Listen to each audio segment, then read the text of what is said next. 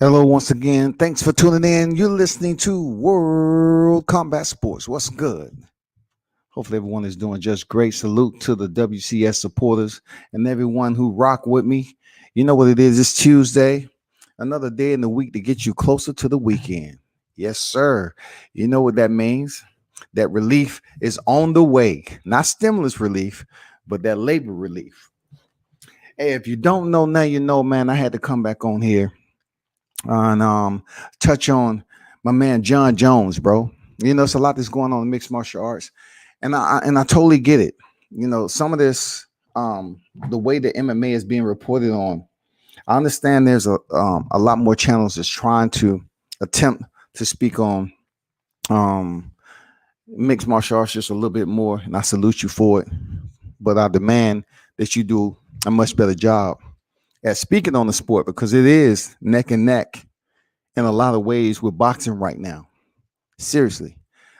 Speaking on mixed martial arts, a lot of what you see on TV is something that you have to experience if you attend these schools. You have to step into a school. You have to understand and what you're watching. You have to ask questions.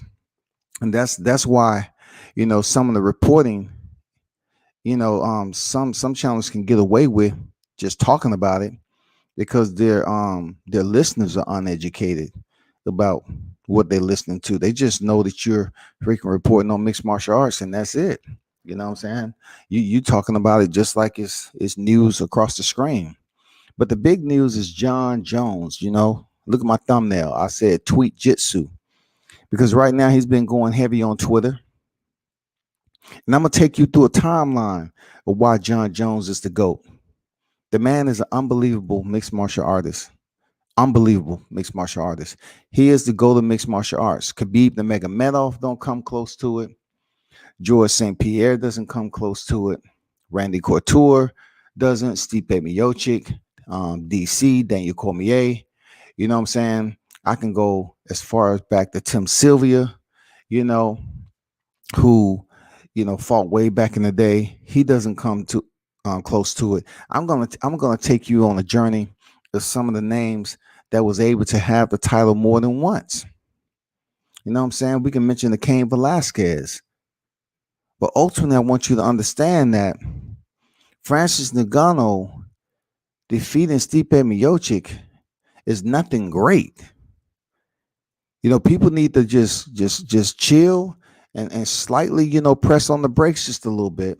Coming on here, boosting Francis Ngannou. That's the difference between reporting on mixed martial arts and being educated about it, and just reporting on mixed martial arts just because you have a platform. I want to separate the difference, because there is a difference with this. You know what I'm saying? You just can't come in here and start talking about, you know, mixed martial arts unless you followed the sport. People don't want to admit it, but, you know, I can talk about mixed martial arts just as much as I can talk about boxing, hand in hand. So the man today is Jon Jones. Believe it or not, let's first of all start off with what we consider the UFC,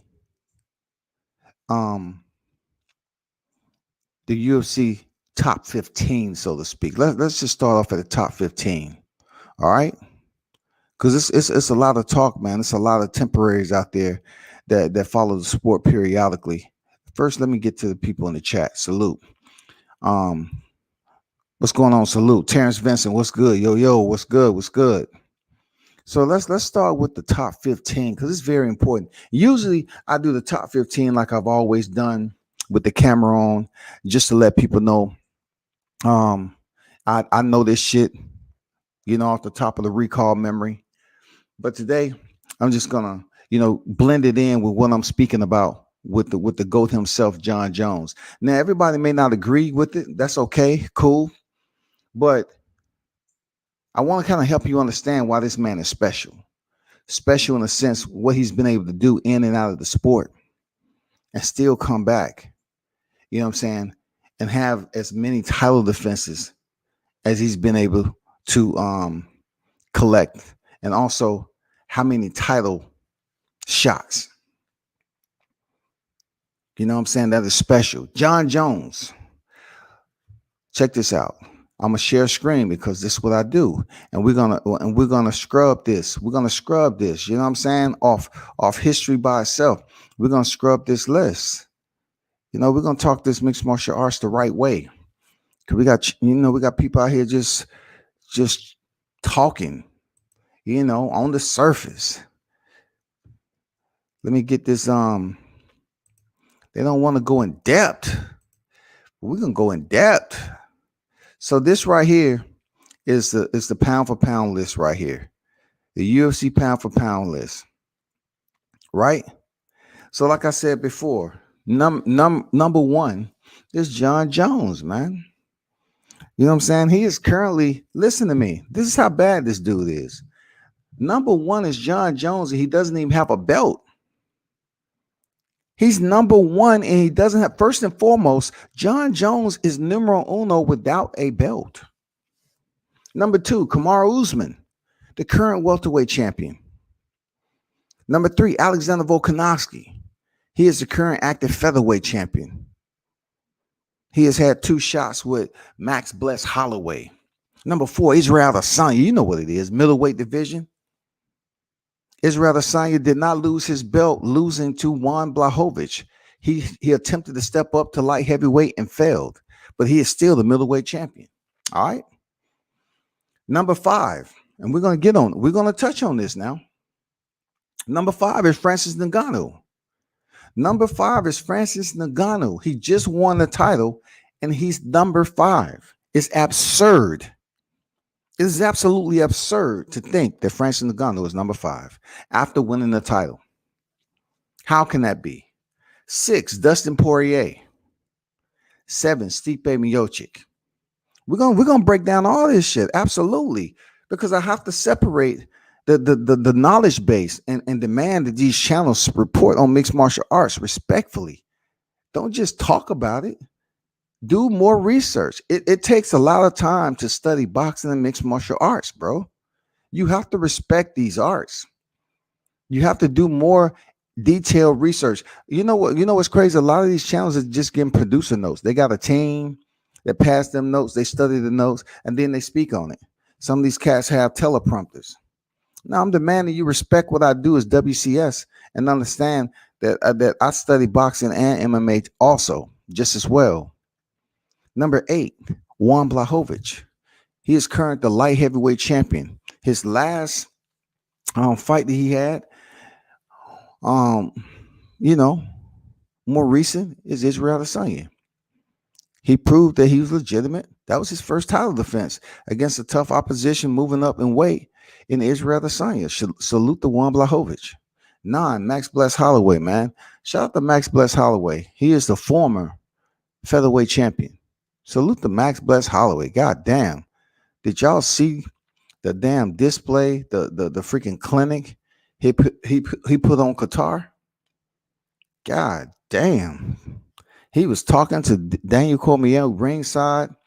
I mean, Kevin, man, he put a beating on Qatar, man. It was kind of like a boxing clinic.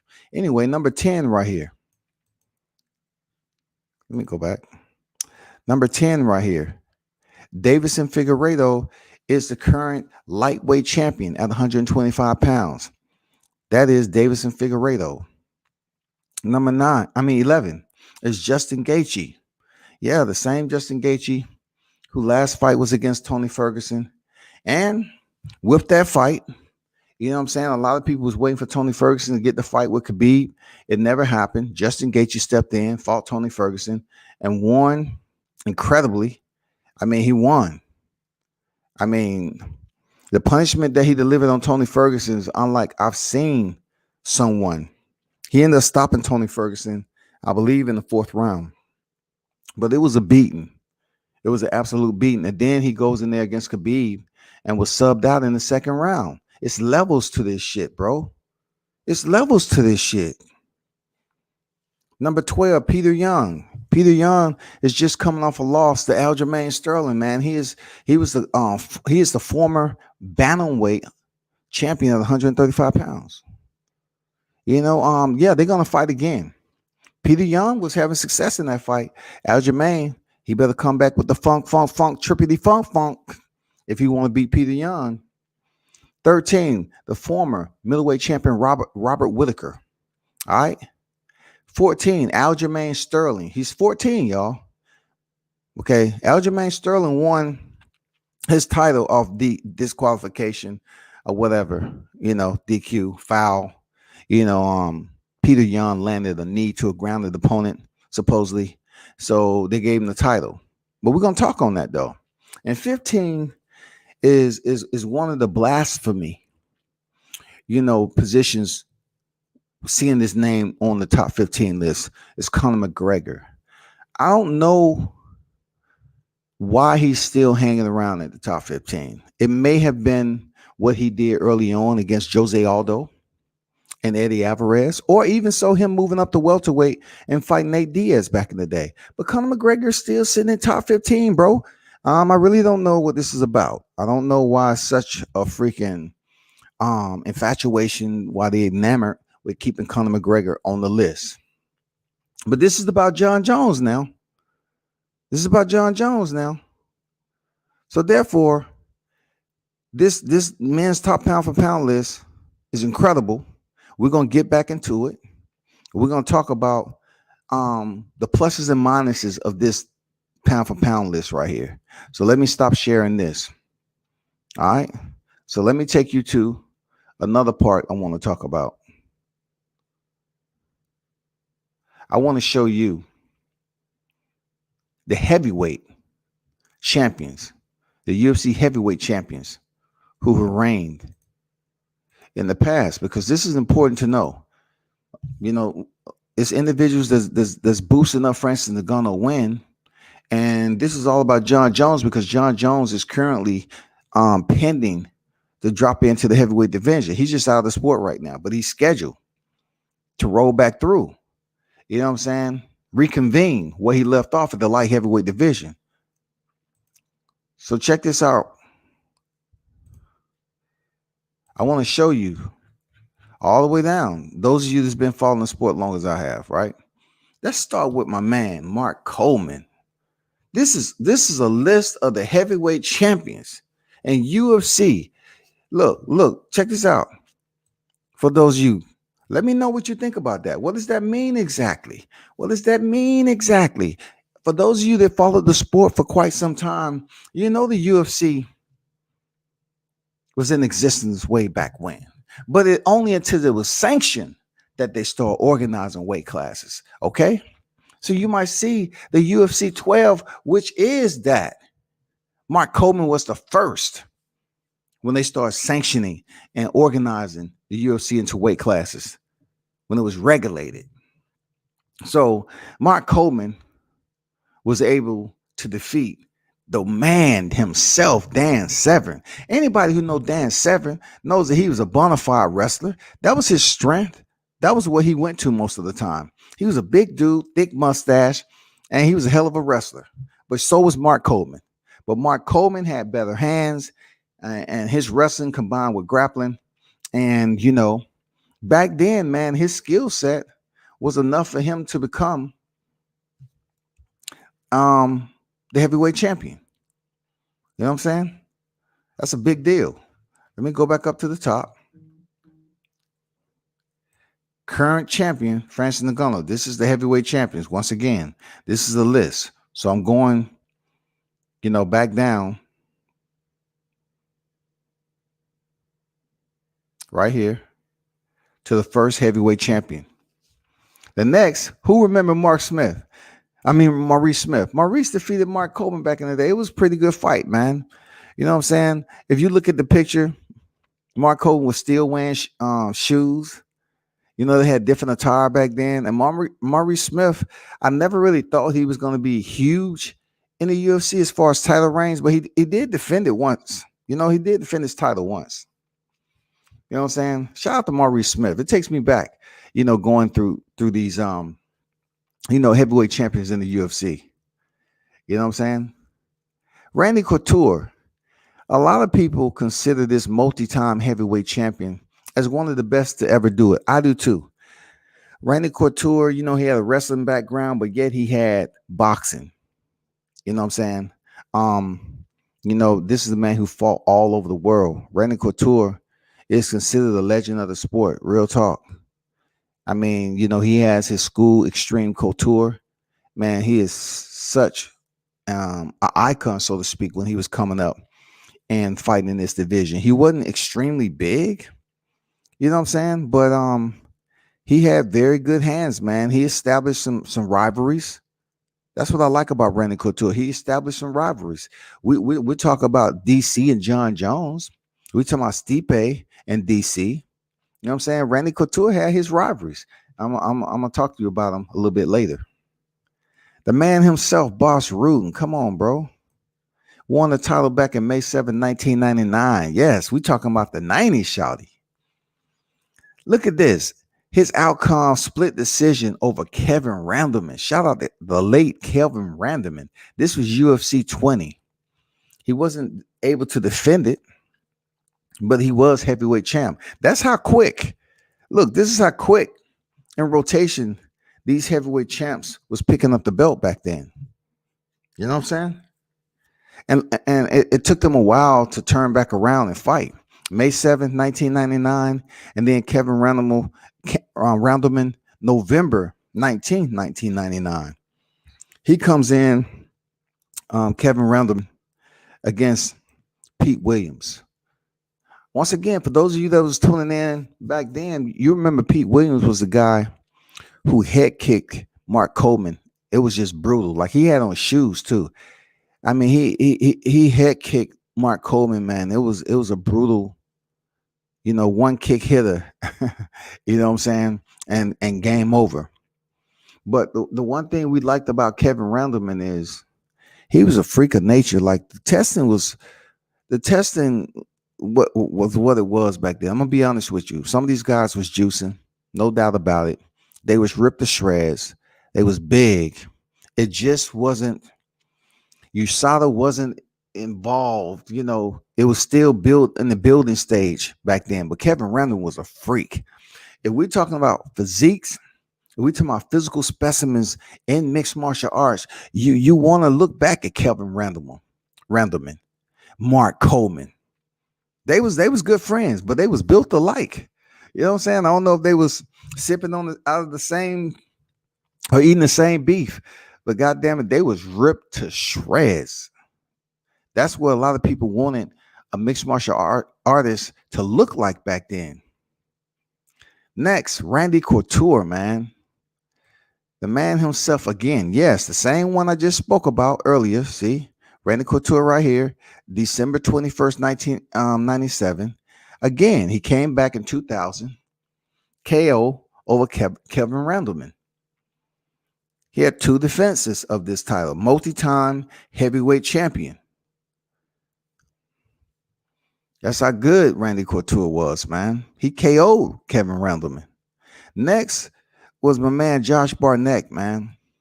This guy right here is a big dude. I've seen him. I mean, I seen Josh Barnett in person, man.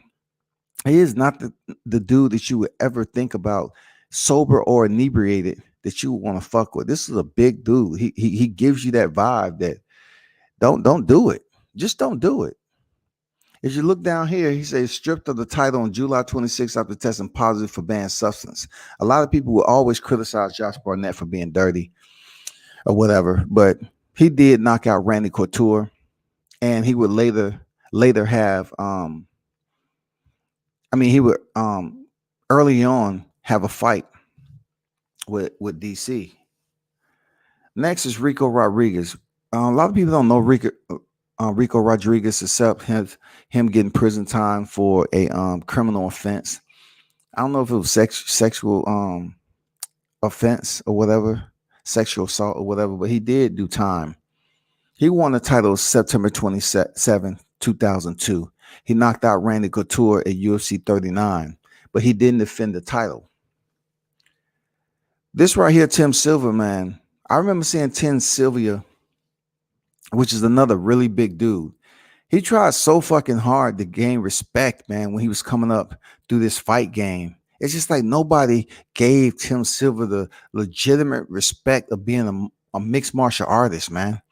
I don't know why I heard shit like Matt Hughes and them really treated this dude like, he wasn't worthy in a sense. Like he spent a lot of time trying to prove his worth. But anyway, February 28, 2003, man, he knocked out Rico Rodriguez and he had one defense. He is another fighter who's a multi-time heavyweight world champion. Tim Silva, man. Moving on.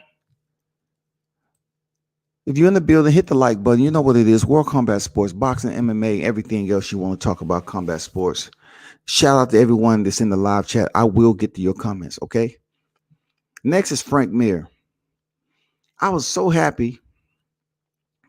If you saw this fight, man, I was so happy to see this fight because I knew how educated Frank Mir was when it came down to the grappling aspect of mixed martial arts. And he proved that. Not only did Frank Mir prove this with Tim Silva, all right, he proved it again with the huge Bohemian Brock Lesnar. I like Frank Mir. Frank Mir is the same fighter that's due to fight on Triller coming up. He's fighting Steve Cunningham. I don't see Frank Mir winning that fight, but I do have mad respect for his knowledge, how articulate he is, and his descriptive overlay of breaking down the grappling aspect of fighting. Man is just extremely intelligent when it comes to his philosophy of grappling and mixed martial arts in general. Shout out to Frank Mir. Andre the Pitbull Arlovski, February 5th, 2005, man. He's had some memorable, goddamn. Andre Arlovski has had his ups and downs in the sport. He's had some memorable fights. Yes, indeed. One of them was Tim Silva. You know what I'm saying? He was another one that sub Tim Silva. Andre Arlovski, he had the grappling attachment to his cachet, but also he can throw those hands pretty damn good. He had 2 title defenses. You know what I'm saying? It said beat Silva for the interim title on August 12, 2005, was named undisputed champ when Mir was stripped of the title for inactivity. Andre Arlovski is one of the more well-respected mixed martial artists in the sport. I really don't know how long he's going to remain here. He seems like he's not really wearing the effects of the punishment he's taken over time. But the pit bull, man, he's well respected in the game. He defended his title twice. And you're looking at a trend, you're not seeing a lot of title defenses in the heavyweight. You're not seeing that. You know what I'm saying? You're seeing 2 here and all that, but 0. But they're still heavyweight champions, right? Next, we want to look at Tim Silva again. Tim Silva came back, knocked out Andre Arlovski, bro. And that's why I look at this. I say, damn, Tim Silva was a multi-time heavyweight world champion, but he spent so much off-duty time trying to earn the respect of fans, man. You know what I'm saying? I mean, he legitimately defeated Andre Arlovski and had 2 title defenses. Real talk. Moving on. March 3rd, 2007. Here we go. Randy Couture again. He defeated Tim Silva. These fighters was coming back. That's what I like about mixed martial arts. You're able to lose in a sense of a title shot, but yet, you have some fights and you're able to get back in title contention. I like the regulation part of it. I like the governing bodies. I like the president, the bottleneck of one president. It's not all sporadic like boxing. You may see some common names back in the title pictures, and you're seeing for yourself. Just because they lost before doesn't mean when they step back in for the rematch, they're going to repeat the same outcome. Some of these individuals lose first, and then they win the next time. But shout out to Randy Couture. He defended his title twice, and he had a unanimous decision over Tim Sylvia. And check this out with Tim Sylvia. Check this out now. Tim Sylvia was subbed over here at Andre Arlovski. Subbed over here, from Frank Mir. You know what I'm saying? But he came back and went the distance with Randy Couture. He's trying. He's a multi-time champion, man. You know what I'm saying? Like, check this out. A KO over Andrew Arlovski, but let's go back over here. A sub over Tim Sylvia. That's what I love about the mixed martial arts game. Andre Arlovski subbed Tim Sylvia. Tim Sylvia fights him again in 2006, and he knocks him out. That's the game, man. That is mixed martial arts. You have multiple variables to defend. You know what I'm saying? And also, you have to look, take it in perspective that you have a lot more areas to train in. And the man himself, Brock Lesnar, some of the biggest traps ever in the game. He had 2 title defenses. All right. Knockout over Randy Couture. He did that pretty easily. November 15, 2008. He did this pretty easy. Brock Lesnar came on the scene. And guess what? He was able to become heavyweight champion from World Wrestling Entertainment. He's one of the few to ever do it. CM Punk attempted it, but we all know what happened. Mickey Gall shut that shit down. And then Michael Jackson came on here and defeated him too. But anyway, moving on. Cain Velasquez. My man Cain Velasquez. I like Cain, man. Real talk. Quick, solid. I like his hands, but he had wrestling too, man. He knocked out Brock Lesnar. It was an easy fight for Cain. You know what I'm saying? He stunned him, did some ground and pound, and shit was over. But he doesn't get too much recognition from the sport unless you're a hardcore fan because of his injuries. The man, he was injured all the time. He was out of the sport. People didn't have that connection with him on a consistent basis unless he was competing and he was champion. But he was legit, man. He defended his title twice, man. You know what I'm saying? Once again, keep Cain Velasquez on your thought process because he's a multi-time heavyweight champion. Junior dos Santos, won his title November 12, 2011 with KO over Cain Velasquez. Now, a lot of things can be considered with this. Cain Velasquez being injured, not in the best of health, but shout out to JDS. He did what he had to do. You know what I'm saying? He defended his title once. Next is Cain Velasquez again, multi-time heavyweight champion. He won a unanimous decision over Junior dos Santos. Here we go again. That's what I love about the mixed martial arts game. He KO'd Cain Velasquez, right? But then they fought again, and he won a unanimous decision over Junior dos Santos. That's why I say to the temporaries of combat sport, you ride these fighters off if they lose once, right? But you don't know the aspect of going back in there and training and just basically improving on that area that may have gotten you knocked out or put you in a bad situation. That's the fight game. Cain Velasquez came back and won a unanimous decision over Junior dos Santos. That's the same thing that can be said about Roy Jones Jr. and Antonio Tarver. Yes, Roy Jones was knocked out, but yet the fight after that, he went the distance. So I don't put too much emphasis at all to the people who always criticizing fighters for getting knocked out once and their career is over. That's not the case. Once again, Fabricio Werdum, man. Salute to Fabricio Werdum.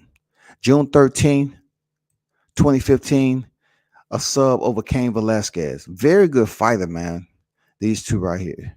You know what I'm saying? They matched up real nice. And, Fabricio is one of those guys where people thought he was going to reign in that position for a long period of time, man. This is the first guy to sub out Fedor Emelianenko with a triangle choke. He was the first one to sub Fedor, the Emperor. This was the man, Fabricio Werdum, y'all. He shut down Fedor, y'all. But he does have a submission win over Cain Velasquez, UFC 188. Yes, 188, bro. Moving on to Stipe Miocic. Stipe Miocic comes on the scene, and he pretty much knocks out Fabricio Werdum, man. Going backwards. You know, he knocked him out off the back foot. Off the back foot, he stopped Fabricio. Fabricio was on some other shit. You know what I'm saying? It seems like he wanted to go in there and shut down Stipe earlier. And I just thought it was a whole overall poor game plan on his part.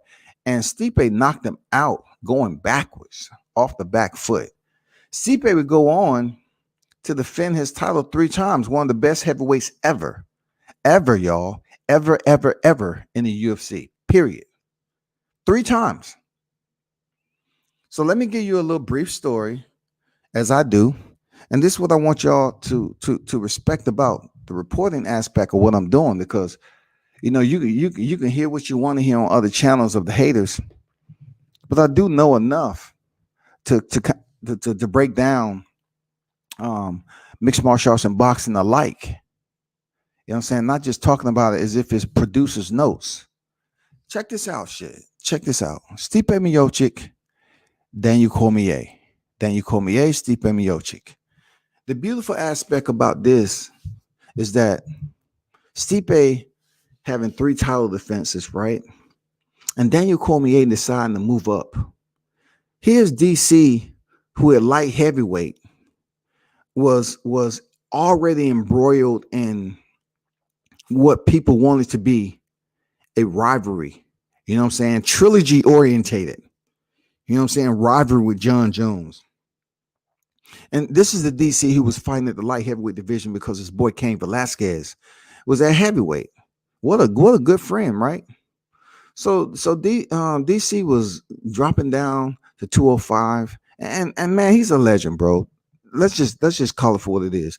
DC, to be built the way he is with the wrestling pedigree he has, but to work on his hands, dude. Like, people will sit up here and say and criticize the way DC boxed. But this is mixed martial arts, man. This is full contact sports. You know what I'm saying? That's just like Terrence and the art that he is mastering at the time. It's full contact sport. You have to learn how to strike accordingly. You know what I'm saying? It's different striking techniques to every form. DC was engaged in a brief stint with Jon Jones, for which he just couldn't win. He ended up going 0-2 with Jon Jones, but yet was able to become light heavyweight champion when Jon Jones was suspended from the sport. When Jon Jones returned to the sport, he was automatically given a title shot. You know what I'm saying? So DC, in a sense, career was hanging on the hinges, was just dangling on the hinges of greatness due to Jon Jones, really. But DC said after his second knockout loss, I mean his rematch with Jon Jones and his knockout loss, Joe Rogan gave him the mic, put the mic in front of him, which was ill-advised. DC is still loopy, you know, dizzy a little bit. And he got over there and he was just emotional. I get it. He said, I guess it's not a rivalry if you lose twice. And he was right. Jon Jones is just that much better than DC at light heavyweight. He's just that much better. Period. That was his alpha. But the beautiful aspect about what he was able to do is fight at his natural weight, because before he came over to the UFC, DC was a heavyweight. He was fighting heavyweight. He moves up and faces Stipe Miocic, and he was currently the light heavyweight champion. He was still the light heavyweight champion. Any way you want to call it, he was the light heavyweight champion. He moves up there to Stipe and knocks him out in round 1, bro. He knocks out Stipe out the clinch with a right. It was almost like a right hook, right uppercut.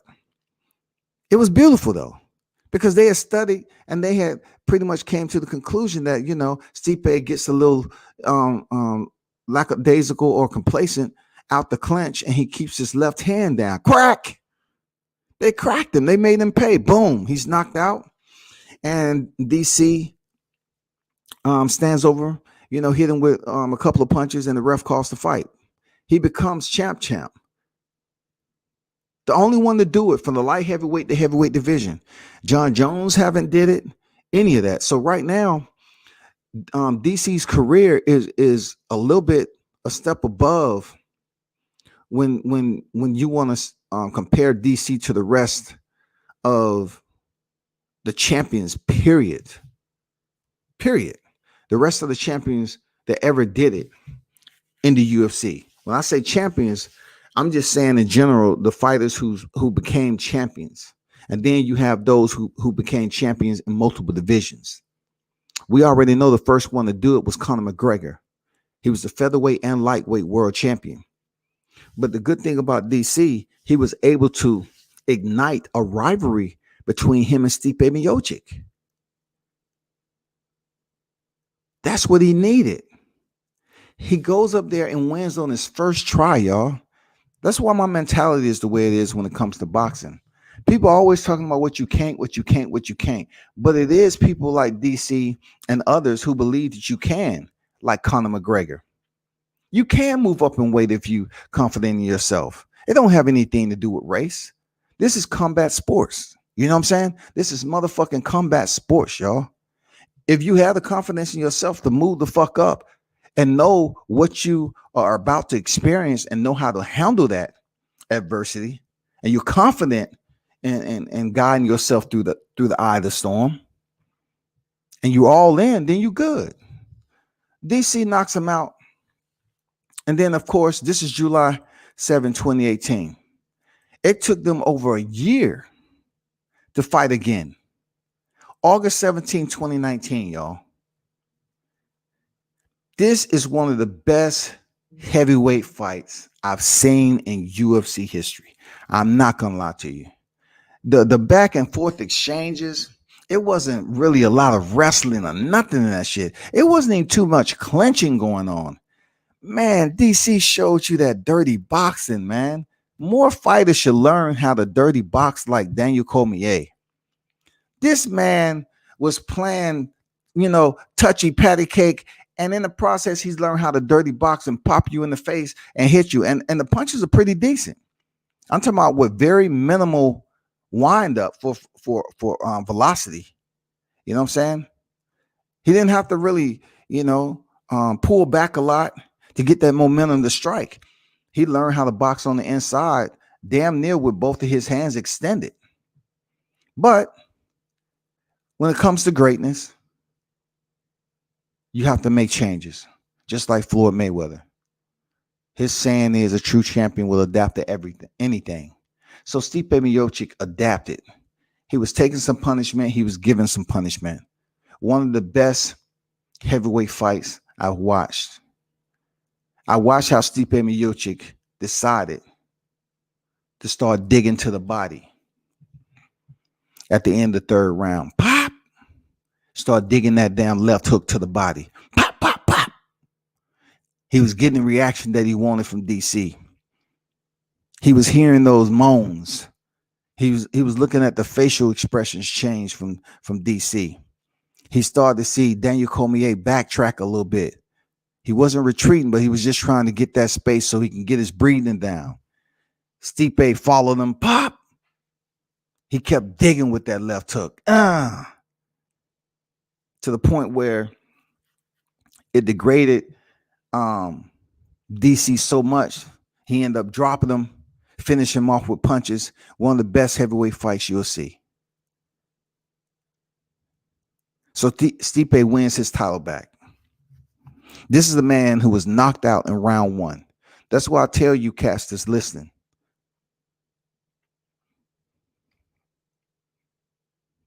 That's why I tell you to take the combat sports game a bit more serious than saying that, a fighter loses once, he's done, he's over. That's not true. Stipe was knocked out in the first round, brutally. It's no question. He came back and he knocked out Daniel Cormier after taking punishment. He was taking the same punch that knocked him out in the first fight. And he ended up stopping DC in the 4th round. Moving on. Stipe Miocic, right? And they would go on to fight for a trilogy. You know what I'm saying? They would go on to fight for a trilogy. DC won the first bout, and Stipe Miocic won the second and the third. So Stipe, from August 17, 2019,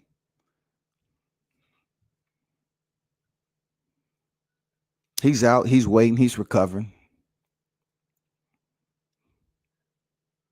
Pandemic, 2020, shit's just shut down, but the UFC, started kicking it up once Florida was open. Then they had the Apex Center and everything else, right? So we wondering like, damn, what's next? What's next? What's next? He already dispersed of Daniel Cormier for out of the trilogy. He won the trilogy. He dispersed of him the third time around. He stopped in the second and the third time. He stopped him in the rematch and the trilogy. Once again, I must reiterate, this is the guy who was knocked out in the first fight. Boxing fans need to just discard the ignorance when it comes to a fighter just getting knocked out once and you just throw him in the trash. You know what I'm saying? The same thing what Julian Williams said, like, stop counting us out. I know Julian Williams was stopped against Jason Rosario, but still, he said it. I'm just going off his words. Stipe Miocic was knocked out in the first round, and then he came back and won the rematch in the trilogy. That leads me to Francis Ngannou. March 27th, 2021. He knocks out Stipe Miocic. All right. This was one of those crazy, weird fights. Because, like I said before, if you watch, I said Stipe may go to his wrestling. He might try to take Francis Ngannou down. Francis Ngannou showed he's been working on his takedown defense. And, he's already a strong guy, but, you have to work on having strong, hips too. You have to work on that remediation. So therefore, the way this fight was turning out, they did exchange punches on the feet. And both of them are pretty solid punchers. You know what I'm saying? But we really haven't seen Francis Ngannou in serious, like I'm talking about just serious trouble, to the point where we're saying, okay, heading into this fight with Stipe Miocic, he better watch out for the hooks to the body. Francis Ngannou is stacked. Daniel Cormier, he was soft around the breadbasket. You know what I'm saying? We really wasn't thinking that, oh man, he better watch out for that left hook to the body. No, we weren't thinking about that. So it had to be another variable to the outcome, to force the outcome of this fight. And it ended up somewhat similar to the Fabio Wardley, Eric Molina, Alexander Povetkin, Dillian White. It happened somewhat similar in the exchange. You know what I'm saying? They was exchanging punches, and both fighters landed. Stipe came back with a nice right, straight right, and it didn't affect Ngannou. Ngannou pretty much set him down. Once Stipe landed that straight right, he was coming forward to apply another stamp to that, and Francis caught him as he was coming in. His forward momentum, along with Francis Ngannou's jab, dropped him. Sometimes it's worked just like a power shot, like a two. You know what I'm saying? It works somewhat the same. People say, "Oh man, he was dropped by a jab." But when your opponent is coming towards you, the impact may be that much severe if it lands, because we have forward motion and the momentum absolutely with a straight, a well-timed jab. It can set you down, and that's exactly what happened to Stipe Miocic. Stipe was coming in, Francis was shooting that jab out there, collision, dropped him, ground and pound, and the fight is over with. Now we have Francis Ngannou as a champion.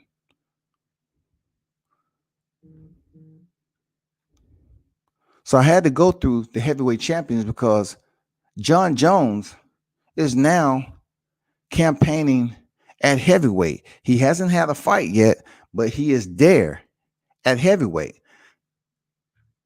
So let me show you right quick. Let me show you right quick. What does this say right here?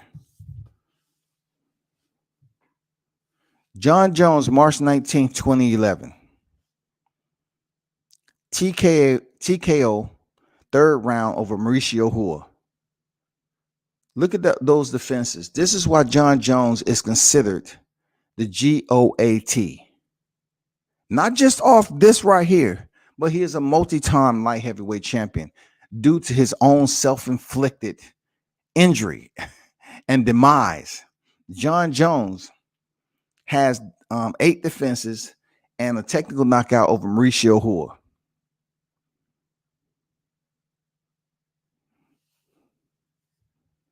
Look, this is a multi-time. Look at the names. Look at the names of the champs that has roamed this landscape. Frank Shamrock, Tito Ortiz. Look at Tito Ortiz. 5 defenses. Randy Couture. Yes, multi-division champion, but not simultaneously like DC. He was champion at the heavyweight division and the light heavyweight. And for a little short time, him and Tito had their issues, and also him and Chuck the Iceman Liddell. And then you have Vitor Belfort, man. You know, no title defenses, bro. Look at Randy Couture, multi-division champion. Look, multi-division champion and multi-time light heavyweight champion, multi-time heavyweight champion.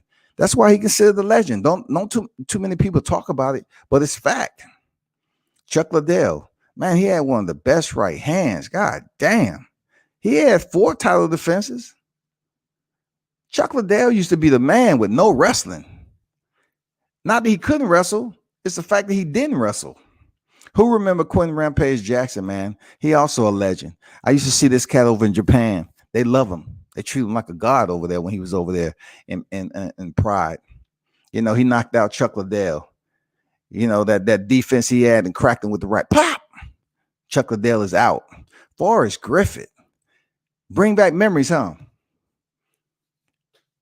Forrest Griffin, bring back memories. No one would have thought that Forrest Griffin would have had the success that he did. But he is a part of history, him and Stephen Bonner. You know, they open it up. They are Hall of Famers right now. Shout out to Forrest Griffin, good dude. And he won a unanimous decision over Quentin Rampage Jackson. You know, that is one of the what they call it, pioneers. You know, the pioneers, Forrest Griffin, and the battle he had with Stephen Bonner. Yes. Look at Sugar Rashad. I'm just going through this because I can't go through this without giving you history, because people need to understand there's levels to reporting on mixed martial arts, man, and boxing, if you choose to do that. Because when you say someone don't know about something and you don't watch their channel, supposedly, you're just being a hater. You know, I like to see analytics and history comparisons, so people can get educated on shit, right?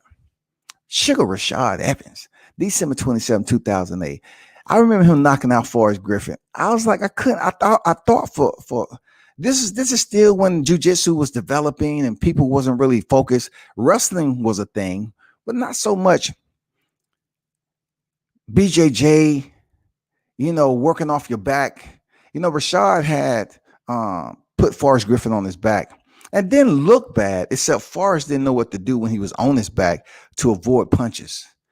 He didn't allow himself to get close enough to maybe pull Rashad closer to him to slow him down, so he wouldn't be subjected to some power punches from the bottom, or just reach out for an ankle or something and try to work for a sweep, something to that nature to slow down what was coming his way. But he just was on his back, and he was attempting to learn, apply what he thought was good, with his jiu-jitsu. Rashad cracked him. The guard opened up, and Rashad cracked him again, and he ended up knocking him out, Lyoto Machida, man, he was doing it for everybody who was practicing that karate, right? Like Lyoto Machida, he was an inspiration for a lot of people to say, you know what? You can be a martial artist like myself and come up here in the mixed martial arts arena and become world champion. He inspired a lot of people. But the way he knocked out Rashad Evans, I'm like, Rashad was a better fighter than that. Like, look back at Rashad when he initially came over to the UFC. The man fought Brad Imes. Brad Imes, y'all. Brad Imes outweighed Rashad Evans for like 35, 40, 50, 55 pounds. Rashad was a smaller man, dog. Brad Imes was huge. This dude was super tall. Yola Machida went in there and TKO Rashad Evans, and the memes are out there, people. He looked crazy on that knockout loss over. I mean, he looked crazy in that knockout loss to Yola Machida. Yes, he did. But I seen Rashad Evans down at bare knuckle fight, man. Cool cat. You know what I'm saying? Real down to earth. I just wish he would have did more with his career in a sense, but hey, it is what it is. The man himself, the legend Mauricio Rua, in his own way. God damn it, still in the sport, y'all. I mean, I don't know when this man is going to quit, retire, so to speak, but he knocked out Loyola Machida in the first round. 0 defenses, though, when it came up to him facing Jon Jones. You know what I'm saying? He's considered a legend, though. Shout out to Mauricio Shogun Rua, man. Legend of the sport. Come from the roots of a goddamn closed door sessions. If you want to motherfucking walk up there and shoot boxing and get it in, shit. He come back from the dark side. He come up from the dark side where they wasn't playing. You talking shit about him and his people, you know, let's go. So Jon Jones comes on the scene, man. 8 title defenses, stripped of the title April 28, 2015. Pay attention. For violating UFC athlete code conduct policy. This is what we're going to get into next. And this all has to do with what I'm speaking of as far as Jon Jones being the GOAT. The man has faced several situations of adversity due to his own undoing. All right. So he knocks out Mauricio Rua in round 3, but he had 8 title defenses, which is commendable. At that time, you know, you had GSP welterweight, and from my understanding, GSP, I believe, had 9 title defenses, and everybody was talking about George St. Pierre was the GOAT. He was the GOAT. But Jon Jones is truly the GOAT. You know, George St. Pierre was subbed out by Matt Hughes early in his career. You know what I'm saying? He was caught, you know, by Matt Serra, man. Matt Serra, who was extremely had a disadvantage in height. George St. Pierre was the motherfucking athlete, the specimen that you look at. And Matt Serra caught him, had him on wobbly legs, and ended up finishing via punches. But he was able to defend his welterweight title several times. So Jon Jones, he steps in against, you know, pretty much most of his opponents. He has some historic matches. You know what I'm saying? But he was also suspended. But check this out right now. Look at this date, 2011, all the way to 2015, suspension. So during that time, right? During that time, you're looking at DC. DC rises. He takes on a man in Anthony Johnson who Jon Jones, you know, was supposed to fight. Like Anthony Johnson was one of those guys who came up from welterweight. And you think to yourself, like, damn, I can't believe he even fought there before. But Anthony Johnson had power too.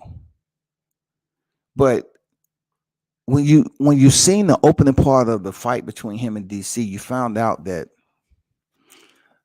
a large aspect of his mental game was degraded or fragmented, so to speak. DC just had much more confidence than Anthony Johnson. And then the fight, man, He ended up defeating Anthony Johnson twice by RNC, bro. Like, if Anthony Johnson, Rumble Johnson, couldn't freaking knock you out early, and he started to tire, fatigue, or whatever, DC just took over. And if you remember in the second fight with DC, Anthony's corner is telling him, "Don't you quit. Don't you quit on us. Don't you quit. Don't you quit." And sure enough, Anthony Johnson's bleeding like a motherfucker. He starts to slowly but surely surrender. And DC just did what DC does. Okay, you're going to give me your neck without defending it? I'm going to take it. And then, that's what it was. It wasn't even a rivalry with Anthony Rumble Johnson. But my point is the fact that it could have been.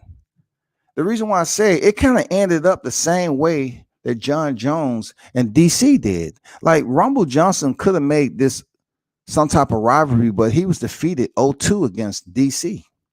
If he would have won 1-1, you know what I'm saying, and ended up with a rubber match, people would remember him more for that because he would have picked up the belt.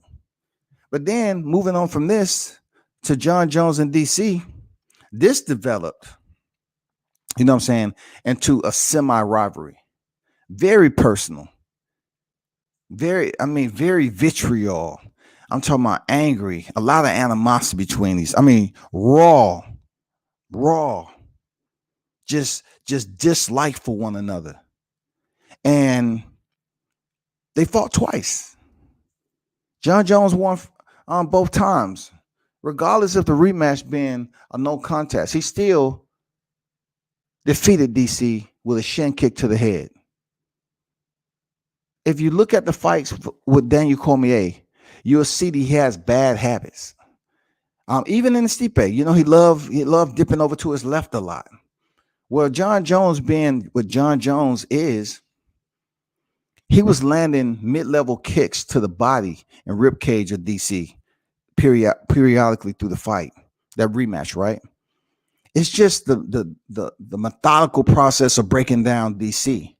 You know what I'm saying? From a predator, you know what I'm saying? Like Jon Jones. That's what an assassin do. Assassin like Jon Jones, they understand how to break down their prey. And that's exactly what he did. He was striking them to the body whenever he decided to land his kicks. There were mid-level kicks. He was getting DC used to. He was getting them comfortable sending those mid-level kicks to the body. He put DC in a mental rhythm to expect those kicks to come to the mid-level to the body. And then at the right time, when DC was putting up that right arm to block that, had his elbow tight to his body to block that kick, he went over the top and clipped him. He went over the top of his guard and clipped him on the right side. Shin kick to the head. DC's on wobbly legs up against the cage, and Jon Jones finishing. Beautiful. Beautiful. And that pretty much ended the rivalry before it even started. You know what I'm saying? Like, before it even went to a trilogy. And that's the beautiful aspect of DC. He was able to leave the light heavyweight division behind and go up to the heavyweight division and knock out Stipe Miocic in their first fight. No tune-up. No tune-up. Once again, boxing fans need to understand that champions moving up to face champions, it's okay. It happens in other sports. It's okay. But that's the beautiful part about DC being able to put behind the light heavyweight division. Jon Jones decided to put behind the light heavyweight division and vacate his title because he just didn't see the competition is being, any names out there that's going to really give him a challenge. I really think deep down inside he would have beat Juan Blachowicz too.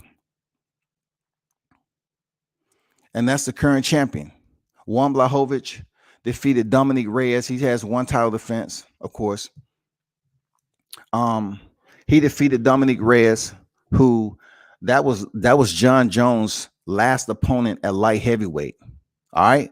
I truly believe that Dominic Reyes was coming back in and he would be able to become champion, but Juan Blachowicz was too much and he stopped him in the second round.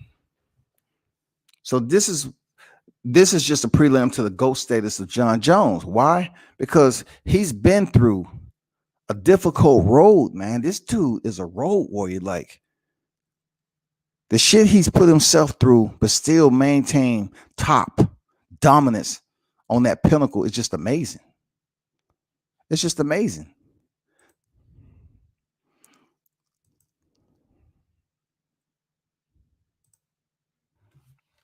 Let me get to some of these comments. Salute to you. I had to get through that because once I start on the comments, sometime I look, I'm good for responding to comments, y'all. I respond to the comments. And I like to, respond right when I read the comments. But I have to get through this, or else it'll kind of deter from where I'm trying to get at. Jon Jones being, the GOAT, and how important it is for people to understand not to really sit up here and blow up Francis Ngannou because he haven't did anything just yet. I hear people over here talking about, I'm just super scared of Francis Ngannou and what he'll do to everybody. Yeah, that's the same thing you say for every black fighter that has size to him and has power. I can name them off. I don't have to hesitate. You know what I'm saying? You had black fighters back in the day, like Quinn Rampage Jackson. They thought he was gonna have. You had the Rumble Johnsons, like I mentioned. You know what I'm saying? Rashad Evans really didn't give you that big, bulky, but you got the Anthony Rumble Johnsons. Then let's just take a look at Yadinho Rosenstruck, Cannoneer, Derek Lewis, power strikers, and so forth. Francis Ngannou, he stepped in there with Stipe Miocic and was defeated, came back and won the rematch. They always want to boost up these big black fighters like, oh, we have another Mandingo on deck. He's going to have a long title run. Listen, Jon Jones is a different dude. He's not as bulked up and muscular as Francis Ngannou. I'm telling you, there's levels to this fight game that if him, Jon Jones, and Francis Ngannou fight is going to be different. What's going on, Mitch, Terrence? I'm going to go through them, just give a shout out. Tony Boswell, what's good? I'm definitely going to get back to all the comments. J8, what's good with you? Salute. Appreciate everyone who's pulling up. Bruce, salute. What's good? Alexander, salute. What's good? What's good? We here. What's good with you? Salute, my brother. Big Dog, salute. What's good? I'm definitely going to get back to the comments. I have to share one more screen, which I want to give you a breakdown on Jon Jones' demise. You know what I'm saying, so to speak, on why a man like this who had serious criminal offenses against him outside the cage, he still is able to reign as one of the best to ever do it. Seriously. It's just amazing. We spend more time in boxing talking about just dumb shit. Like, people truly understand that a black fighter can reign. A black fighter can be appreciated. It's just a different audience. You know what I'm saying? I could tell you honestly, black fighters are more appreciated when they're at the top of the game in mixed martial arts than they are boxing. Period. It's a whole different genre or classification of fanfare when it comes to boxing and MMA. Check out this, bro. Let me move on to my last timeline. Just hold on for a second. Because I want to try to, give you the entire gist of this on how great Jon Jones is, right? So check this out now. A timeline of the rise and fall of UFC superstar Jon Jones. So let me just copy this for the listeners. I'm going to drop this link in here so you can kind of educate yourselves on that and, give you a read whenever you got the time for it. So check this out. Timeline of the rise and fall of UFC superstar Jon Jones, right? So that's Jon Jones, right? Light heavyweight. Let's read a little bit. Jon Jones has steroids in his system prior to UFC 214 grudge match against Daniel Cormier. The United States Anti-Doping Agency, USADA, confirmed this after the B sample from his most recent failed drug test also came back positive. All right, check this out now.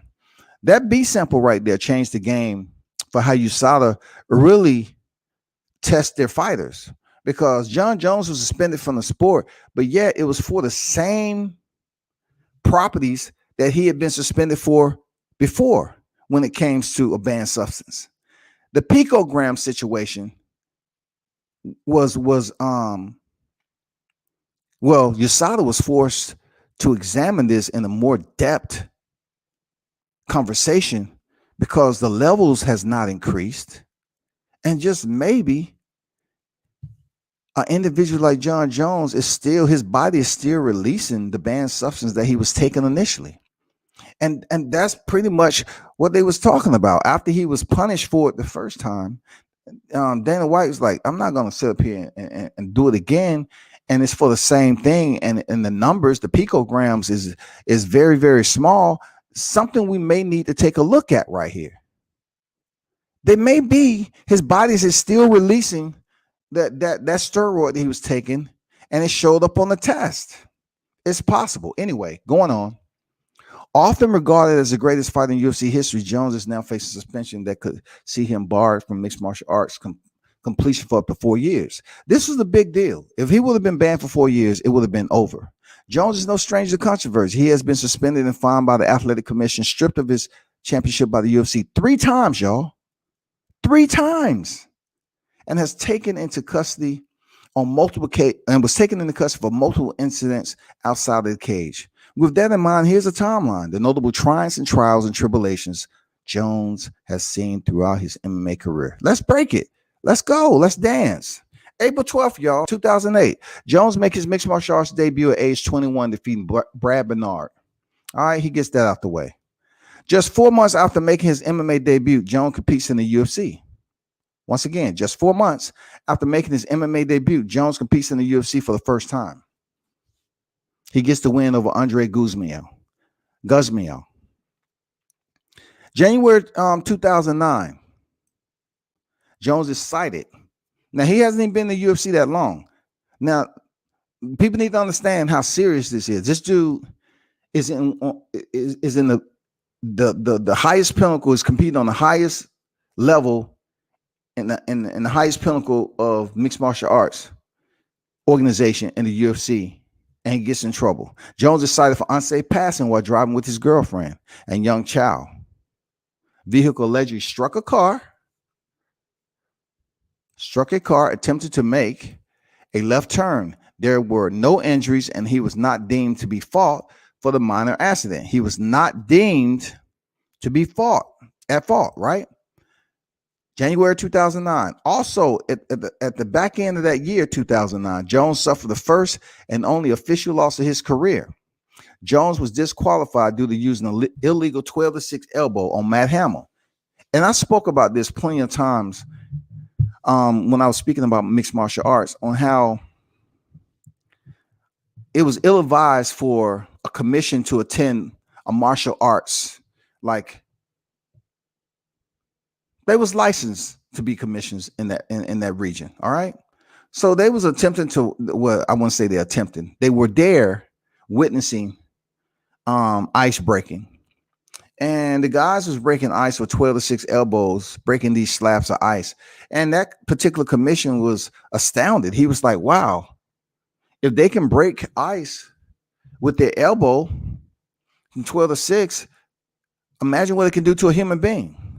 So he came back and pushed for it to be banned and banished, so to speak, be considered an illegal strike in the UFC. So they did. But in the process, Jon Jones fighting Matt Hamill was just destroying this dude. And in the process of his adrenaline rush and death by 1,000 elbows, he landed a 12-6 elbow and was DQ'd. All right. I still remember that day. He actually thought he won. March 19, 2011.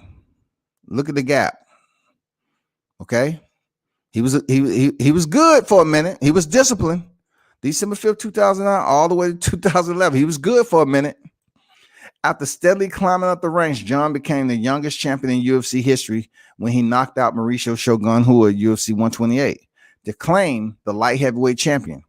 The morning of the fight, Jones helped foil a robbery attempt in Paterson, New Jersey. For those of you that follow the sport, you remember what it was about. And I'm pretty sure this is all the way true. But he was good for a minute, y'all. 2009 all the way to 11.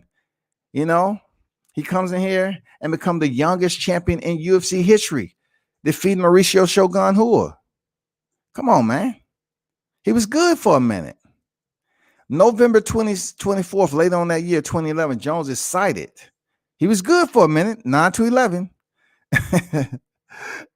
Look, later on in that year, Jones is cited for loss of traction while pulling up on the Albuquerque Strip Club. The Bentley Jones was driving was towed and Jones was taken into custody. Once officers on the scene learned Jones was driving on a suspended license, charges were eventually dropped. All right. He was good for a second. That's 2011, right? Let's go to 2012. May 19, 2012, Jones is involved in a minor accident when he crashes his Bentley into a utility pole in NY. After a night of partying, his 2 female passengers suffered minor injuries. Jones is uninjured. He gets taken into custody after refusing to take a sobriety test. 2 months later, he is issued a $1,000 fine, and his driver's license is suspended 6 months. He is also required to complete a victim impact panel and have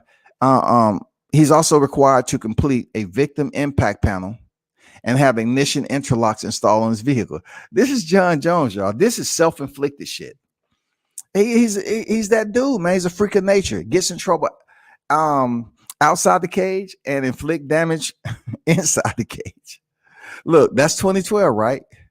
So May, June, July, August. So August comes around. Jones becomes the first UFC athlete to land a worldwide sponsorship deal with Nike. Come on now. Come on, man. This is a dude who's getting in trouble but performing in the cage. Boxing fans, pay attention to this shit. While you're not paying attention to who's doing what they're doing and moving how they're moving. You're busy worried about fighters getting in trouble. Fighters get in trouble. I've said this about Jon Jones a lot. August 23rd, 2012. The UFC announced UFC 151, a PPV event scheduled for September 1st, is canceled after Jones refuses to fight Chael Sonnen on short notice after Jones' original opponent, Dan Henderson, withdraws with an eye injury. It is the first time in UFC history that the promotion canceled an event. Jones receives the bulk of the blame. This is self-inflicted. This is shit Jon Jones is doing for whatever reason. I don't know if he might have been dirty, whatever. I don't know. September 23rd, 2013, Jones wins unanimous decision over Alexander Gustafsson, which is, look, I'm going to tell you people, that was one of his tough fights up to date. All the tell of the tape, they measured up real good. Alexander Gustafsson at UFC 165 in Toronto is one of the greatest title fights in UFC history. Now, you heard me say earlier about Stipe Miocic and Daniel Cormier. That was at heavyweight. This is one of the better fights at light heavyweight. Serious. Moving on. And in doing so, breaks Tito Ortiz's UFC record for the most consecutive light heavyweight title defenses.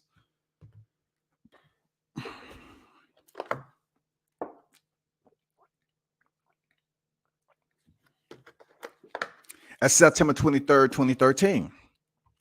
Tito Ortiz, salute to him. He's also a legendary pioneer of mixed martial arts. That's September 23rd, 2013. Moving on. Look, just short of a year, August 4th, 2014, Jones brawls with DC at UFC 178 press event in Las Vegas. Once again, this is very, very close together. It's mere months apart, man. Like, if you don't remember, man, like, DC was proving it ain't no bitch. You know what I'm saying? Motherfucker ain't no bitch, dog. DC much shorter than Jon Jones. He was gonna let Jones know, you ain't gonna bully me, nigga. I'm good. I think I can beat you. He comes up there in the face-off and makes the ill-advised mistake of putting his forehead to Jon Jones' forehead. Jones loses it. Every type of street, every type of goddamn malicious ill will, aspect that Jon Jones might have had in his body came out. He said, "Fuck everything you heard about this damn fight game. I can fuck you up outside the cage. I fight for real. I will. It's no okay. Be a business guy first. Before we know it, shit, DC was off the motherfucking stage. Jones threw that right hand. Jones was all about it. He got into it. Him and freaking DC got into it right there on the spot on the drop. He said, "No, you got me fucked up. You got me fucked up." September 23rd. Check this out now. August 4th, 2014. September 23rd, 2014, right? Very short time after that. Jones is fined $50,000 by Nevada State Athletic Commission and handed 40 hours of community service in Las Vegas for his role in Cormier brawl. So they placed all the culpability on Jon Jones when DC put his forehead to Jon Jones. They find Jon Jones because he the one threw the punch and caused a ruckus and incited a motherfucking riot up in that bitch. They find him $50,000 for that shit. 40 hours of community service in Las Vegas. Check this out. This is going to lead me to the other shit I'm going to tell you on how biased this shit can get.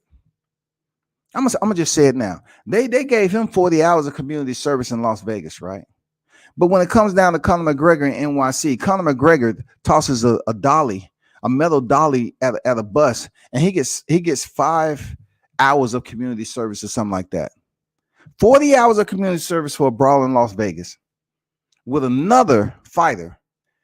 When Conor McGregor tosses a motherfucking weapon at a bus of other fighters, injured 3 of them, forced them out of the fight.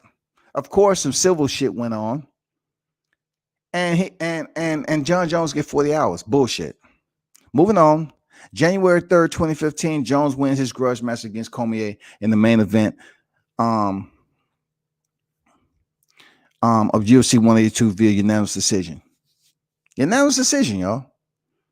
Here we go. DC, right?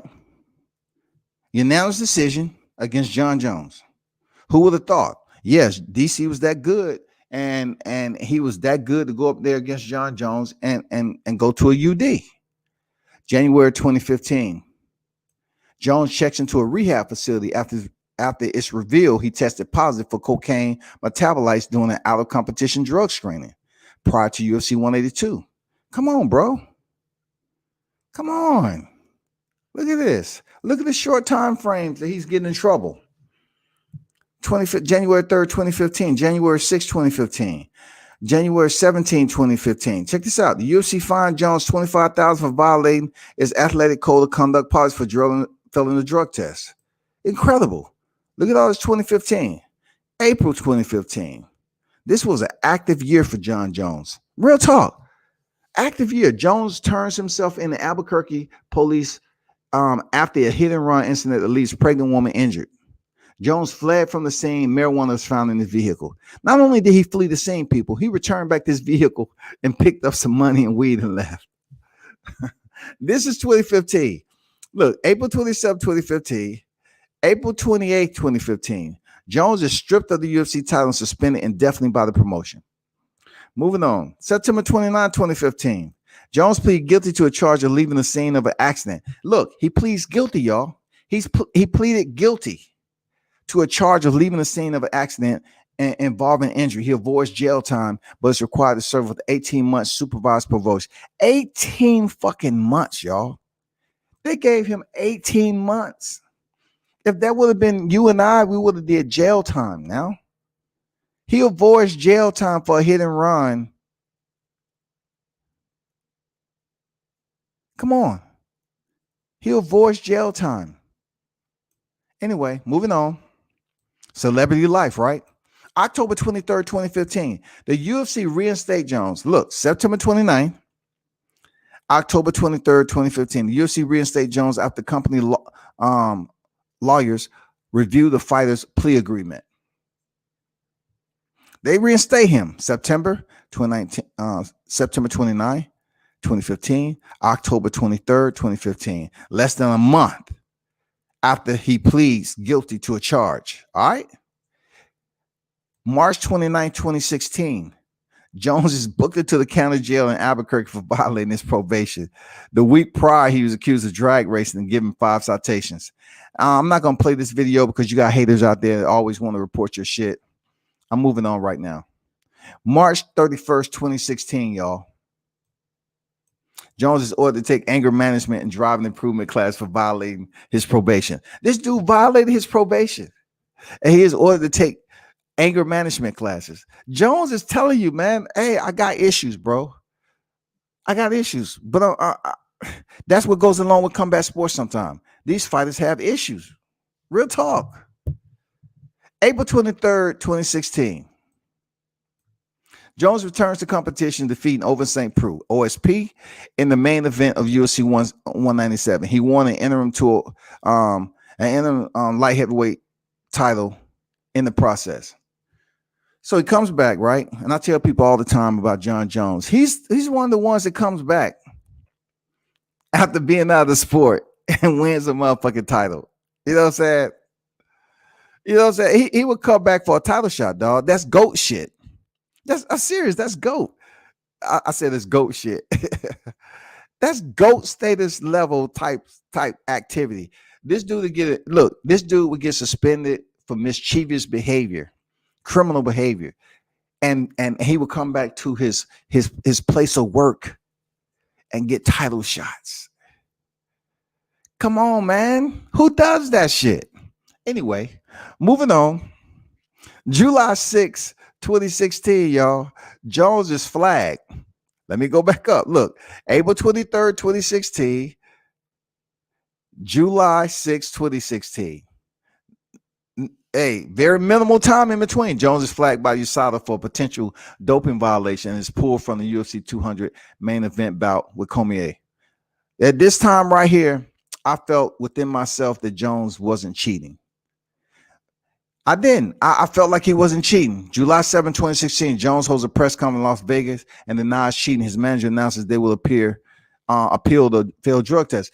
I felt right here, looking at Jon Jones, seeing his emotion during this press conference, that he was really, for one time in his life, down on himself and say, you know what? I wasn't dirty. I wasn't dirty, bro.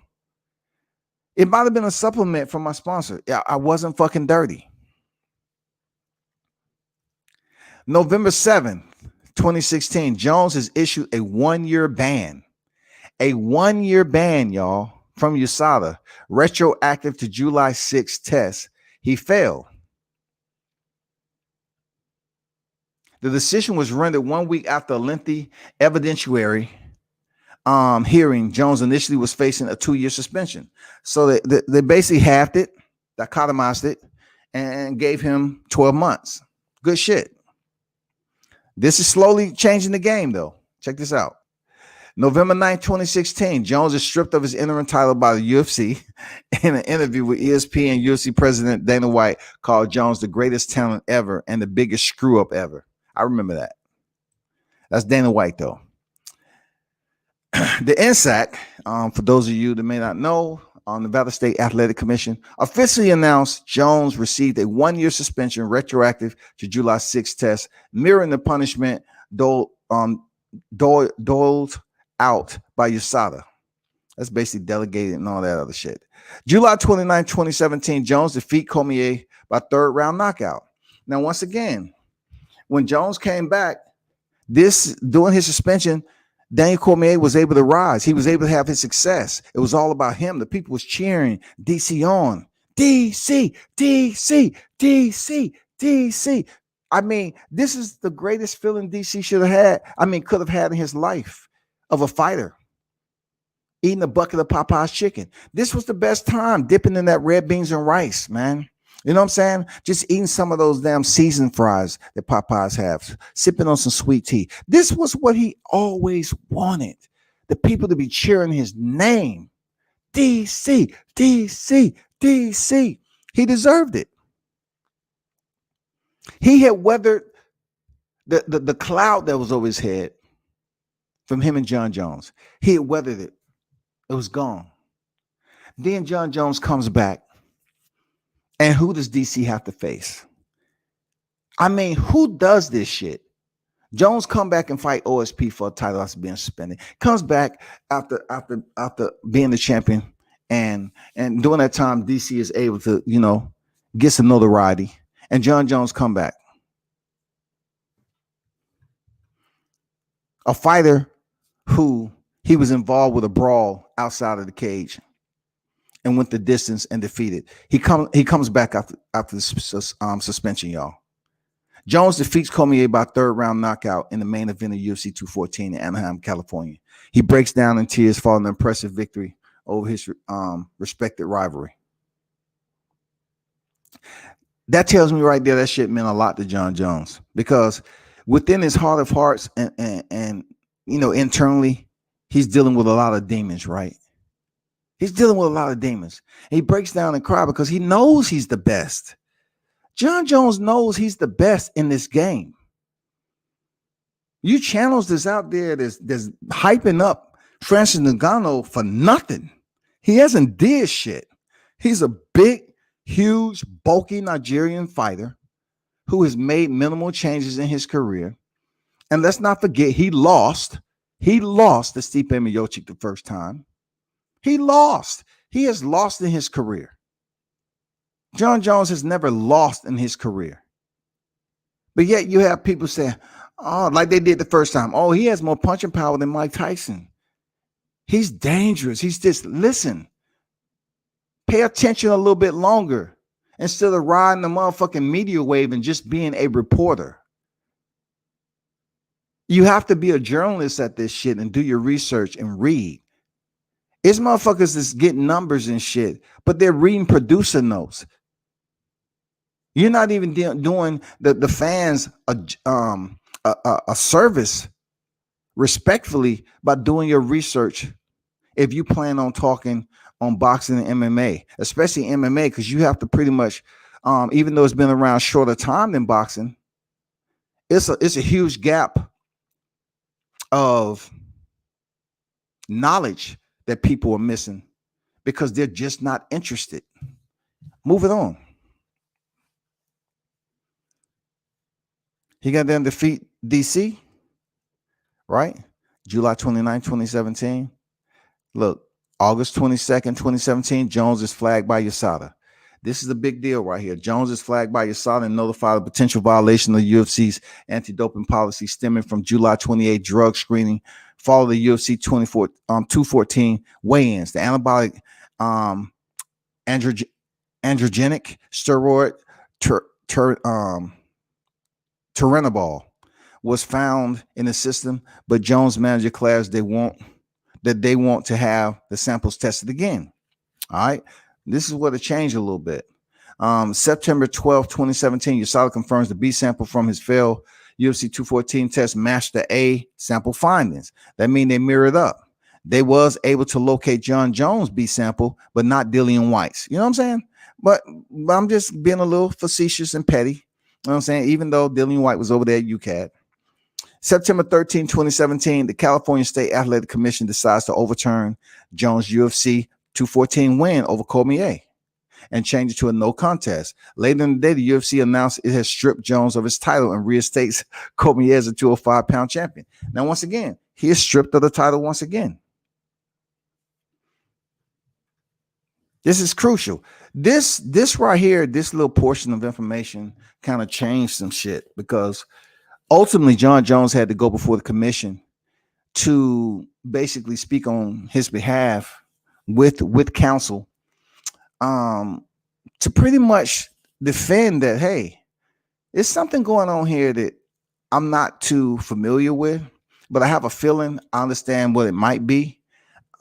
He went up there to pretty much say that I wasn't, I might have been flagged, but I wasn't on PEDs or performance enhancing drugs during that time. And it made USADA pretty much do a bit more research and say, you know what, maybe it's something else we're not finding right now. Because look, when you're back in the day when USADA was able to when your sample came back dirty, USADA will put it out. Jon Jones changed that shit. USADA said, you know what? We're not putting out motherfucking announcements until we further investigate if a fighter is dirty or not, you know. Anyway, that right there was a huge timeline of Jon Jones 2017, you know, changing shit up, right? You know, he would later have to go in for a commission, and they fined him $200,000. They allowed him to be reinstated back in the sport, and he would return to the sport and become champion again. Yes, sir. He would return back to the sport and become champion. Real talk.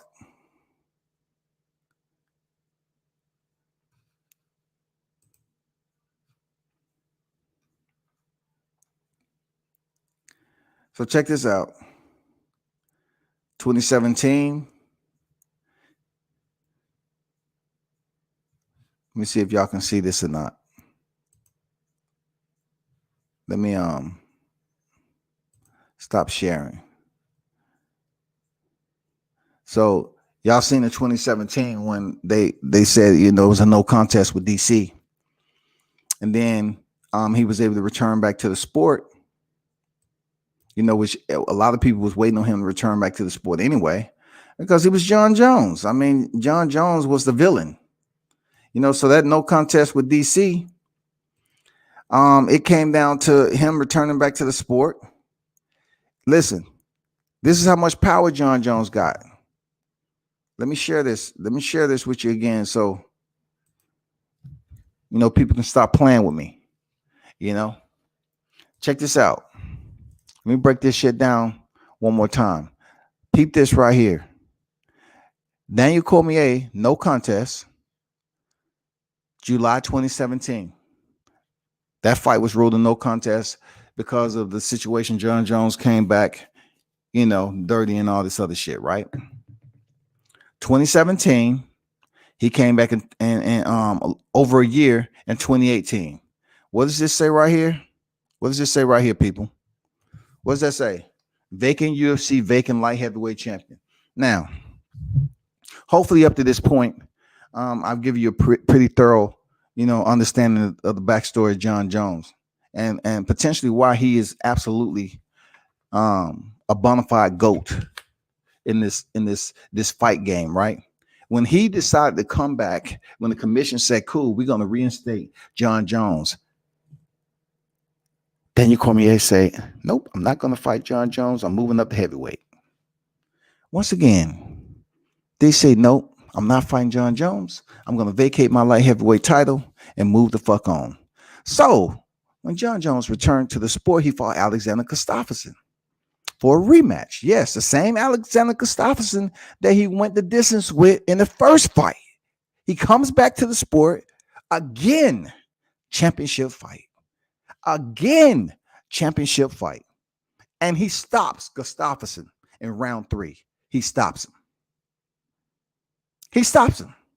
Not only did he stop him, he defends the title 3 freaking times again. He goes on, win a decision with Anthony Smith. You know, as much as I want to mention names, I'm not going to mention names. I'm not. But I heard someone talking about how Anthony Smith was touching Jon Jones up. Alexander Gustafsson's touched Jon Jones up. Bro, listen, it's not personal, but listen to people's shit, man. When you talking about fighters touching each other up and you attempt to degrade them as being a complete fighter, I'm just asking you out of respect, do more research on your shit. But this is combat sports. No one goes in here and don't get touched. But when you're looking at mixed martial arts and you combine the entire facet of them using their head to their feet as mechanisms, as functional limbs to be included in their striking discipline, you cannot sit up here and say, well, you know, when I'm looking at Jon Jones compared to Francis Ngannou, I have to look back to when he fought, you know, this fighter and that fighter right there. He got touched. Of course he got touched. DC touched him up. You know what I'm saying? DC is one of those fighters. Is A wrestling pedigree, Olympic level pedigree, which he decided to come in here and work on his hands. You take a BJJ world champion practitioner, Damon Meyer, and you take wrestlers and stuff who came in here like GSP, Matt Hughes, and all that, and they worked on their boxing. I'm saying BJ Penn worked on their boxing. It's plenty of people, Cain Velasquez, they worked on their fucking hands. Be very careful with saying that so-and-so was touched up and like that's supposed to degrade who they are as a fighter. You're doing a disservice to the audience when you're not understanding this is combat sports. Yeah, they're going to get touched up. If he was going in there dominating the fighters, you say, oh, he ain't fighting nobody. He ain't fighting nobody. Yeah, he ain't fighting nobody. These are high-level elite fighters. What the fuck are you talking about? These are high-level fighters. So when you see Alexander Gustafsson get stopped in round 3, you have to give Jon Jones credit.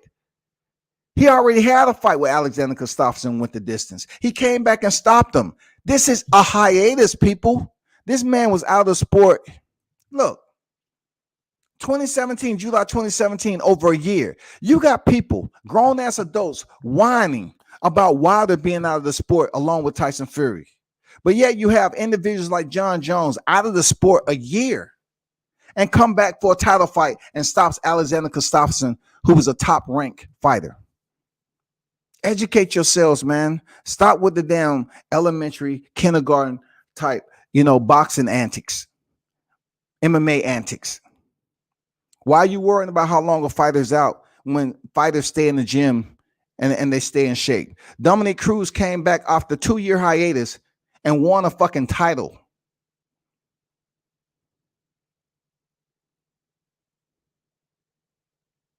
He beat TJ Dillashaw. Facts.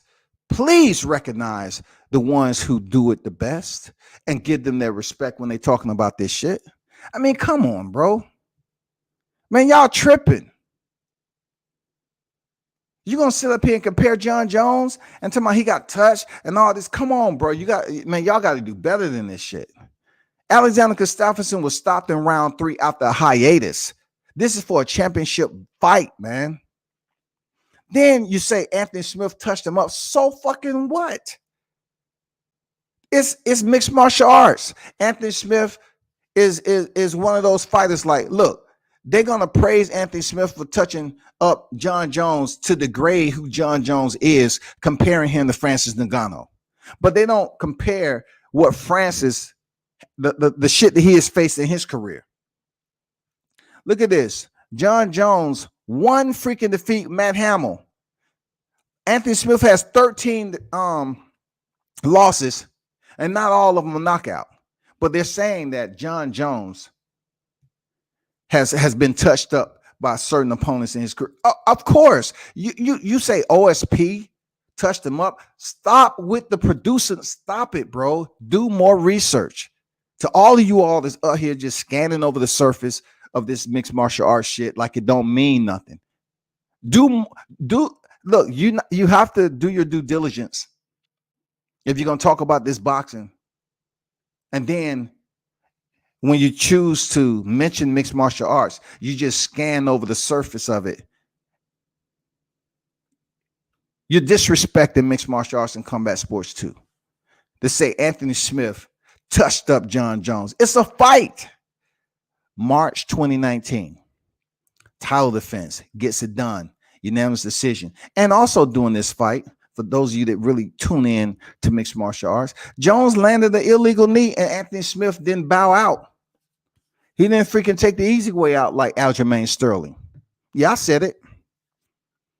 Even though Peter Yan did commit a foul, he didn't take the easy way out. He stood up and he continued and he lost.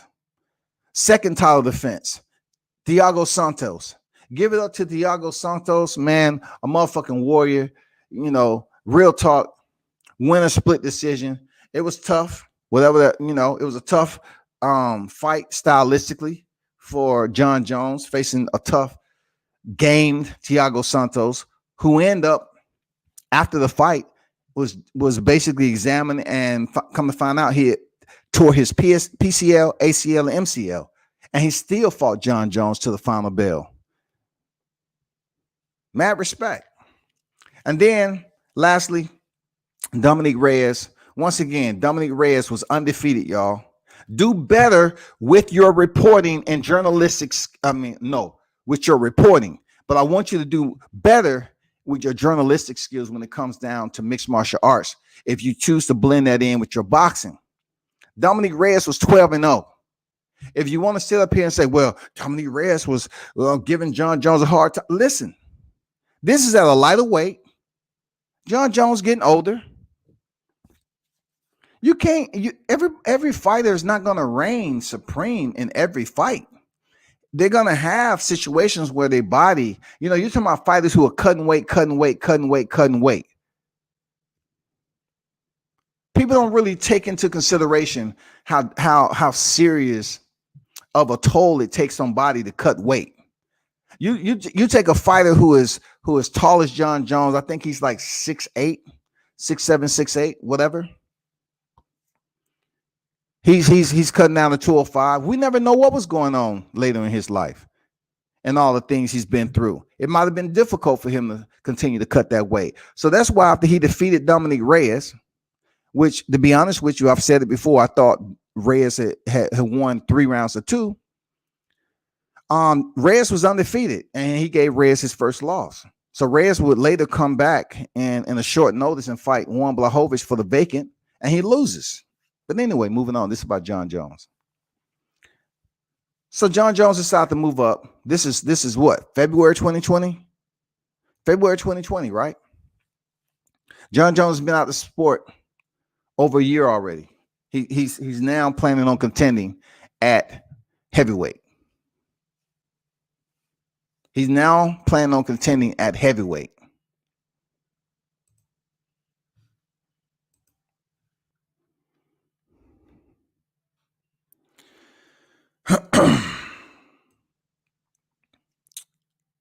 So let me go up to some of these comments.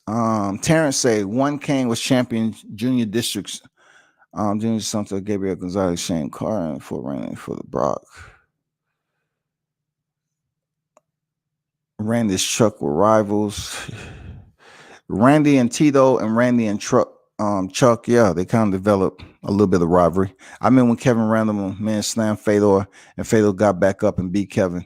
Hey, speaking of that, Terrence, that was one of the most that ranks my number 1 slams in mixed martial arts. What Terrence just mentioned. Kevin Randleman slamming Fedor could have paralyzed many fighters. That's when the rules was different. Randleman left the ground when he slammed Fedor. This is how long I've been, doing this shit with the sport. He left the ground and slammed Fedor on his head. Fedor would rebound and defeat Randleman. But that is absolutely numero uno, the number 1 slam ever from Kevin Randleman. The power that he put into that was just unfucking believable. Tony Boswell, salute. Everyone makes mistakes. We are human. Whether it was a mistake on trying to compensate for something or body and lacking. Much respect, WCS in the chat. Salute to you, my brother. Mitch, comeback. Was Ken Shamrock legit? I was a kid when he came over to wrestle in the WWF. Ken Shamrock, man, Ken Shamrock was legit. He came from a wrestling background a bit, but he did have a sense of Vale Tudo type striking to it. And he was legit, man. I wanted him to do better. I wanted him to be able to win and compete at the highest level for a bit more. But Ken Shamrock was legit, man. Frank Shamrock, a lot of people don't know this, but Ken Shamrock and Frank Shamrock, they aren't blood brothers. You know what I'm saying? They aren't blood brothers. It's a story behind that. I just don't want to get off topic. Anyway, Roundel was a monster. Yeah, he was probably off that juice. Absolutely. Roundel was on the juice, man. Him and Mark. Oh my God, man. Them motherfuckers was bodybuilders and athletic freaks. Seriously. They was on the same motherfucking cup. More OJ, please. Randy Couture started in the UFC. He was like 33. Yeah, Randy Couture started a bit. late, but he's a multi-time champion in light heavyweight division and heavyweight, man. He's a legend, man. Pat Barry was cool too. Also, Nogueira brothers, Antonio Silva. Absolutely. Pat Barry, Pat Barry, his chin is questionable. He was game to fight. I like Pat Barry's personality. Him and Rose Namajunas is made for one another. He's the you're talking about a yin yang type of relationship. I like the guy. Nogueira brothers, legendary. Nogueira brothers. I remember when Frank Mir snapped Antonio Nogueira's arm because he wasn't tapped. I mean, he was in there with Frank Mir. Frank Mir gave him every opportunity, to tap, and Nogueira wouldn't tap. He broke his fucking arm.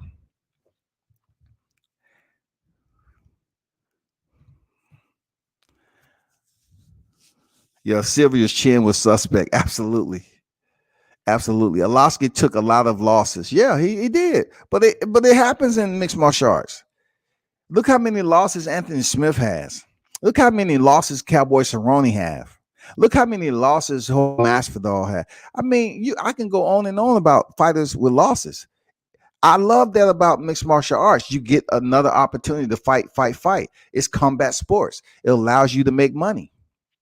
A lot of people don't know that Shane Carwin was the hardest hitting heavyweight before Francis. He almost beat Brock Jr.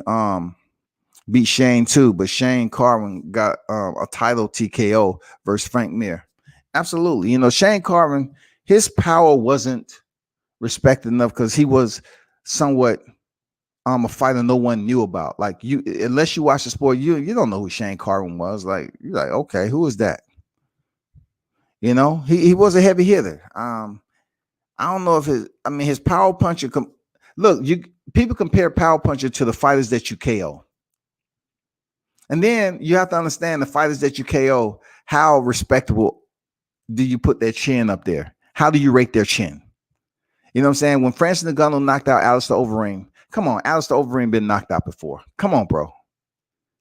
And then he knocked out Curtis Blade. No one really knew Curtis Blade for having this crazy chin. No one. Real talk. No one. And then he fought Yadinho Rosenstruck, who just went straight back. At one point in time, they were saying Rosenstruck was this heavy-handed power puncher. All because he caught Alistair Overeem, who was winning the fight, and he landed right hand and split his lip open all the way to his left nostril. It was one of the worst injuries you will see. It was worse than Robbie Lawler and Rory McDonald. You know what I'm saying? But they'll sit up here and say, oh, he's the next. He's a heavy hitter. Let's put the heavy hitters in together. Let's put him in there with Francis Ngannou. Let's see who's the heaviest hitter. Well, it did not prove anything because the intimidation factor failed Rosenstruck. He went straight back.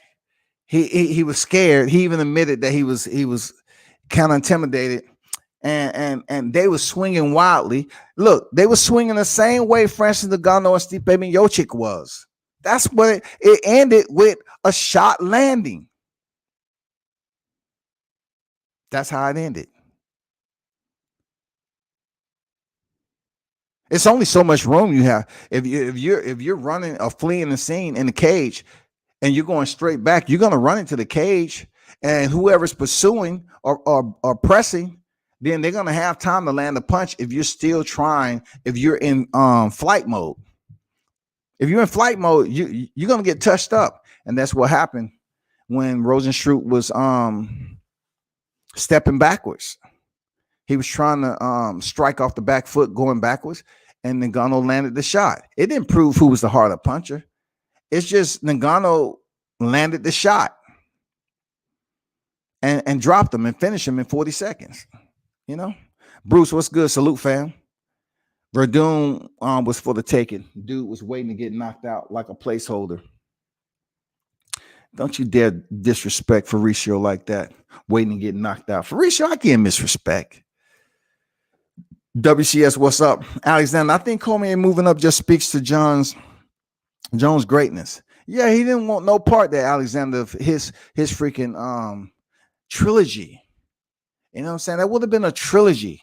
But I always told, in my previous lives, I always told people, I said, DC needs to fight Jon Jones a third time. I mean, if he truly has those demons inside of him, a Jon Jones, either, you put it like this: either he is content with them, he's came to a point of peace in his life, and say, you know what, I can't beat this man, I can't do it, or he look at it like, well, I need to do it to settle all this damn stress and anxiety that I have from him defeating me twice. Now that he may be clean, I might have a better chance because DC can fight, man. I might have a chance. And he decided, you know what? Fuck it. I'm not giving Jon Jones any type of damn attention anymore. I'm out this motherfucker. I'm done. So he vacated the light heavyweight title. He vacated. So Jon Jones came back and fought for the vacant light heavyweight title. He fought Alexander Gustafsson. Moving on. Jon Jones talking about he might leave. He acting funny since Francis won. Now he ain't acting funny, man. It's just the fact he want Dana White them to pretty much he want Dana White to recognize that, man, you want a big fight on PPV. It's only two names that can make that happen right now in the heavyweight division. Before I was saying Israel Adesanya, if he's able to defeat Juan Blachowicz and get two titles and potentially try to go for a third division, that would arguably be one of the biggest fights in combat sports history. But being that he wasn't able to do it, now I turn my attention to Francis Ngannou and Jon Jones. That fight right there would do incredible numbers. Jon Jones, Francis Ngannou, incredible. Listen, we're talking about, once again, Jon Jones coming back off a hiatus. We're talking about, I'm speaking directly to the individuals who continue to talk about boxers being out of sport for a long time. When you have mixed martial artists that's using a lower ounce glove, 4-ounce gloves, being out the sport and coming back and winning. Not just Jon Jones, but I've used Dominique Cruz too when he won a title against TJ Dillashaw. TJ Dillashaw, physical specimen to an injury-prone Dominique Cruz, who once again tore his knee up in that fight again and still won. So do your research, be better. Jon Jones coming back off another hiatus over a year and potentially face Francis Ngannou and goes in there and win. People can't say shit like they can't say shit now. He's a bad man. Jon Jones is a bad man. The only person that can shut that down just a little bit is Francis right now. Chuck had taken down defense, stand back up and get the KO. I also view KOs in the heavyweight division a bit different, just because the size of those guys. These big boys, if they touch you, you got to go. It's still a human head. It's still a human head. And to caveat what Mitch just said, the brain only weighs so much.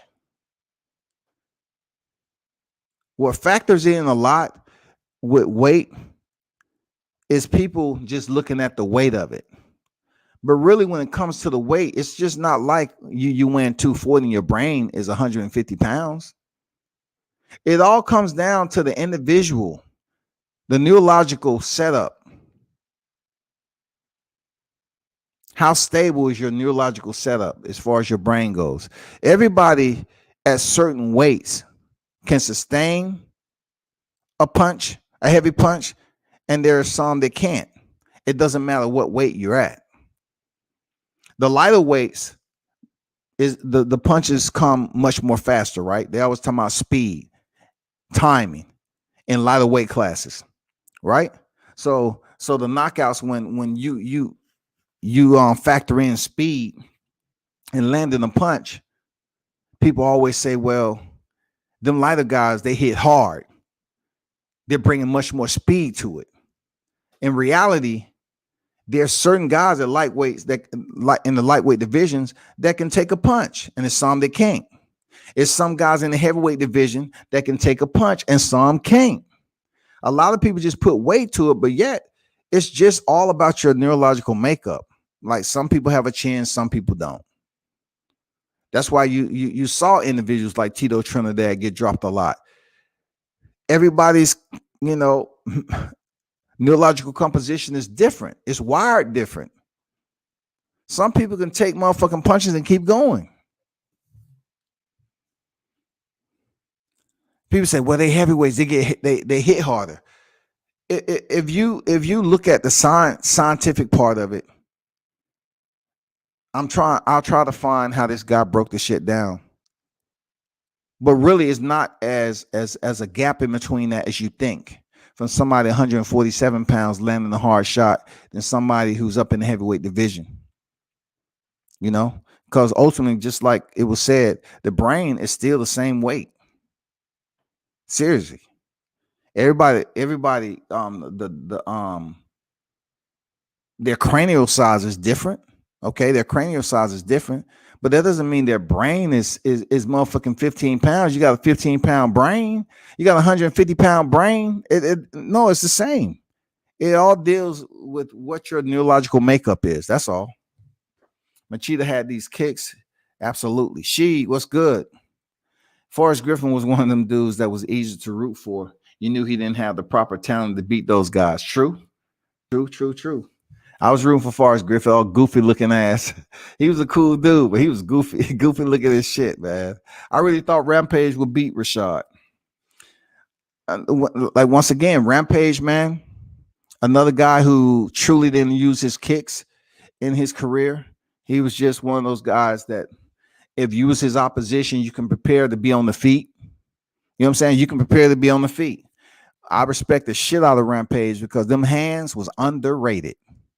Rampage Jackson hands was underrated.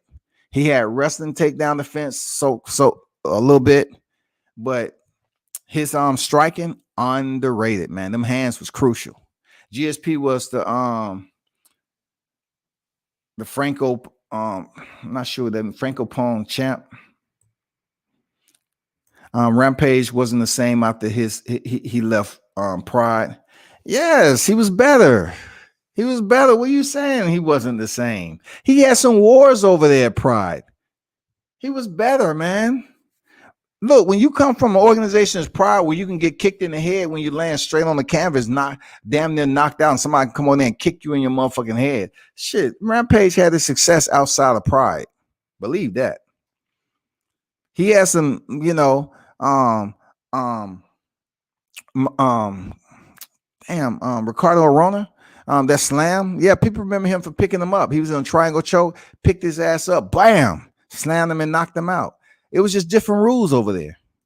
Big dog, salute WCS. Dangerous fight for Bones Jones. Don't know how he can take those power shots. Francis is improving too quick. Jones better cash out with his big dog. You're not even making any sense telling me that. You're not making any sense, bro. I absolutely, totally disagree with that. Don't know how he can take those power shots. Like Jon Jones has been in there with heavyweights before, dudes that was bigger than he was. He's been in there already. Come on, man. How would somebody say he better cash out? Why didn't you say that Francis Ngannou better cash out when he lost? Come on, man. That's not getting it over here. That shit won't even grow anywhere over here, bro. No. GSP, greatest welterweight of all time. Yeah, GSP. Yeah, greatest welterweight of all time. Absolutely. Speak your mind, sports and talk. What's good, man? JJ is the man for show. I do believe will have his biggest problems with Ngannou, but find a way to beat everyone. Not to mention he's an excellent wrestler and much stronger than fans believe. Good point. And one thing I want to caveat about him being a good wrestler. One thing about Stipe Miocic, he tried for the takedown, but he didn't continue with the takedown. You have to understand, just because you don't get the takedown before doesn't mean it won't be successful later on in the fight. But you have to get to the fight in order to continue to execute a takedown when your opponent is much more fatigued, right? So let's factor that into an example, Khabib Nurmagomedov. The first part of when he went in there and shot in on Conor McGregor. Conor McGregor's takedown defense was good. It was solid for a good, a couple of ticks on the clock. It was solid. He was doing everything he needed to do. He reached over, grabbed the ankle, attempted to control Khabib. You know, Khabib was persistent. If you're unable to get the takedown before, you work on your feet, you utilize other collective strikes to your arsenal, and you attempt it again. But you have to set it up properly. You force your opponent in one stream to be worried about your takedowns, so it may hinder them from throwing their own strikes.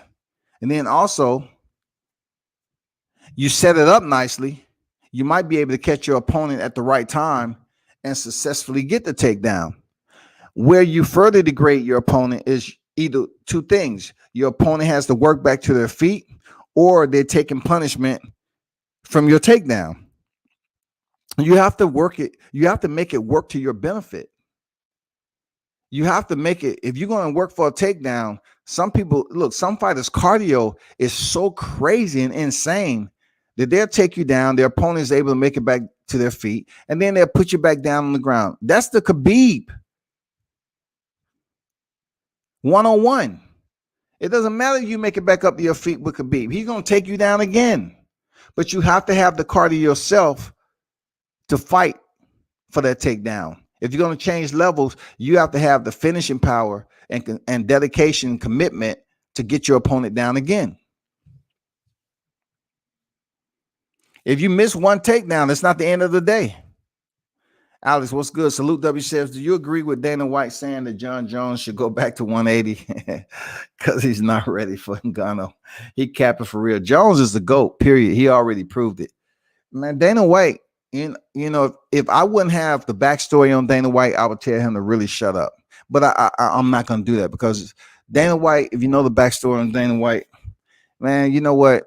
That motherfucker's an OG, dog, in mixed martial arts. Even though they end up selling the company, you know, it's a Chinese company that owns the UFC right now. Dana White's OG. He paid his dues, bro. With the Fertitta brothers, he paid his dues. They came from the motherfucking gutter all the way up to an empire. So him making comments like that about Jon Jones, he's just fucking with him. Ain't nobody gonna fuck with Dana White but Mike Tyson. You know, ain't nobody fucking with Dana White. He can talk his shit about Jon Jones because this is a fighter. Look, let's go back to when Dana White allowed Jon Jones to come back for title shots. Come on now, after being suspended. You have to show love, man. Dana White is giving Jon Jones ample amount of love, if you want to think about it. So him fucking with Jon Jones right now, it's really the same thing the boxing media does. They dangle the bait out there for motherfuckers to talk about, and then something comes out finally, officially, that's totally opposite. Alex, I don't listen to half of what Dana White says. He doesn't want to pay those two brothers the amount of money he knows that the fight would demand. That's the only reason Dana said that, his pockets. Man, the UFC has money, bro. And I'm gonna tell you, the UFC has really, at one point in time, had these fighters scrapping for scraps. I'm telling you, leftovers. Like when that Reebok, when the old UFC used to have the motherfucking allowance of sponsorships, fighters were allowed to have sponsorships, and that money allowed them to be able to eat outside of fighting. When the UFC brought in Reebok, that took away thousands upon thousands of dollars for these fighters to make money. Thousands. They didn't care. Like, them fighters was over there in the UFC fighting for scraps, man. Like, they were starving.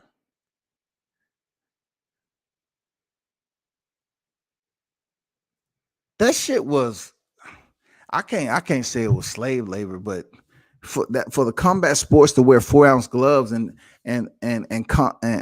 take the punishment, it was incredible that somebody would approve that shit.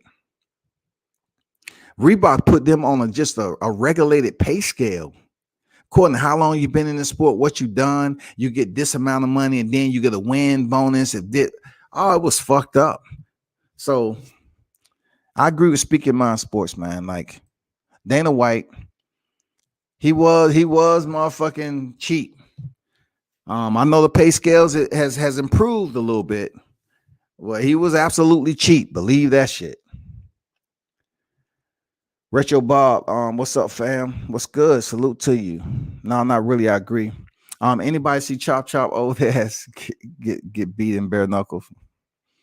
Man, I won't talk about that right now. Don't you think that don't you think what Dana White says is disrespectful as far as saying Jones should move up and move down to 185? I think it was just fucking with him, to be honest. I mean, look how many eyeballs is talking about Dana White telling the GOAT to move down the middleweight after he was a reigning champion at light heavyweight. This man is fucking with Jon Jones lightly just to bring attention to it. You know what I'm saying? Like, Jon Jones should ask for more money moving to motherfucking heavyweight. He should. Because he defended his title. How many times did I tell y'all he defended his title? Come on, man. Come on, bro. This man came back to the sport, fought Alexander Gustafsson, and defended his title multiple times. Again, multiple times.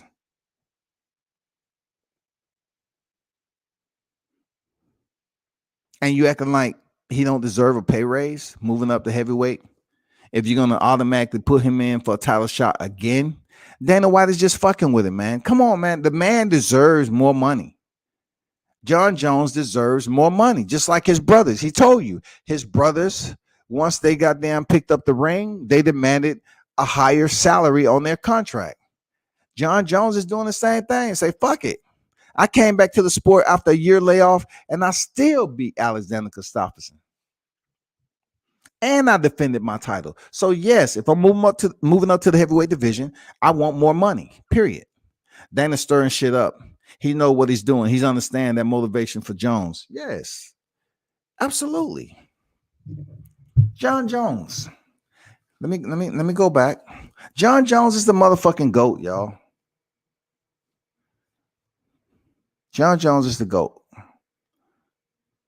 The man has had 14 title fights. 14 title fights. 11 title defenses. Let me tell you, 14 title fights. 11 defenses now. And you have people over here degrading Jon Jones to the point because Francis Ngannou is in the picture and he just won the title. I don't like calling other reputable channels casuals. I don't like doing that because really what they know in boxing and what they're deficient in mixed martial arts is just because they haven't taken the opportunity to really do what I do. You would have had to study and be a part of the sport and learn what you're looking at.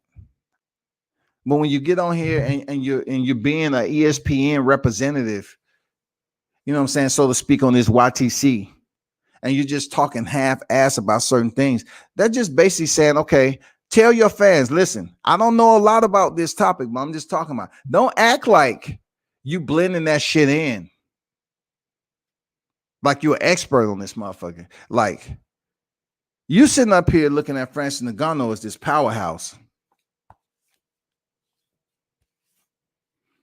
You really looking at Francis Ngannou who haven't really did nothing in the sport. He hasn't really did nothing in the sport, y'all.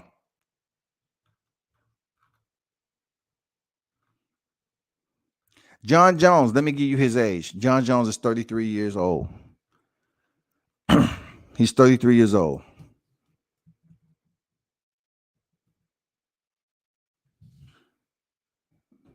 I'm going to give you another fun fact. Watch this. This is another thing that people won't talk about. Francis Ngannou is 34 years old. You take 14 title fights. 14. 11 title defenses. Francis Ngannou is 34 years old, y'all. He's lost to Stipe Miocic. He's lost to Derek Lewis. Let's not forget the back-to-back losses. Jon Jones don't know what that shit is like. He lost back-to-back in the same year. He lost January 2018 to Stipe, and he lost July 2018 to Derek Lewis. That's his only two losses in the UFC back-to-back. Jon Jones has never lost in the UFC. He's never been defeated. Just because he landed an elbow strike, the man has never been defeated. He's never been defeated, y'all. Look at his resume. Curtis Blade, Cain Velasquez, who's been out the sport for a length amount of time. Cain Velasquez, y'all, former world champion. Salute to Cain Velasquez, multi-time heavyweight champion. All right, former. Junior dos Santos, once again, former champion, but past the competitive edge. He's picking up all these cats after the fact. Jordinho Rosenstruck finished him in round 1, and then he avenged his loss to Stipe Miocic. Come on, bro. He would never have a resume Jon Jones has. Never. He started the sport late. He's 34 years old. Jon Jones is 33. What are these channels talking about? You want to sit up here? Well, Jon Jones, he's been in a lot of wars and he's 33 years old. Do you know Francis Ngannou, just because he started the sport late doesn't mean that he's going to be fighting in the sport as a champion until his 40s? There's other variables you have to take in consideration about mixed martial arts. The sport is always evolving. There are always individuals coming up. You know what I'm saying? And the good thing about it is that once you make a name for yourself in mixed martial arts, speaking on the UFC, you can lose, but yet you're still going to be able to come back and work your way back up there. It's not going to take you a long time to work your way back up to a title shot.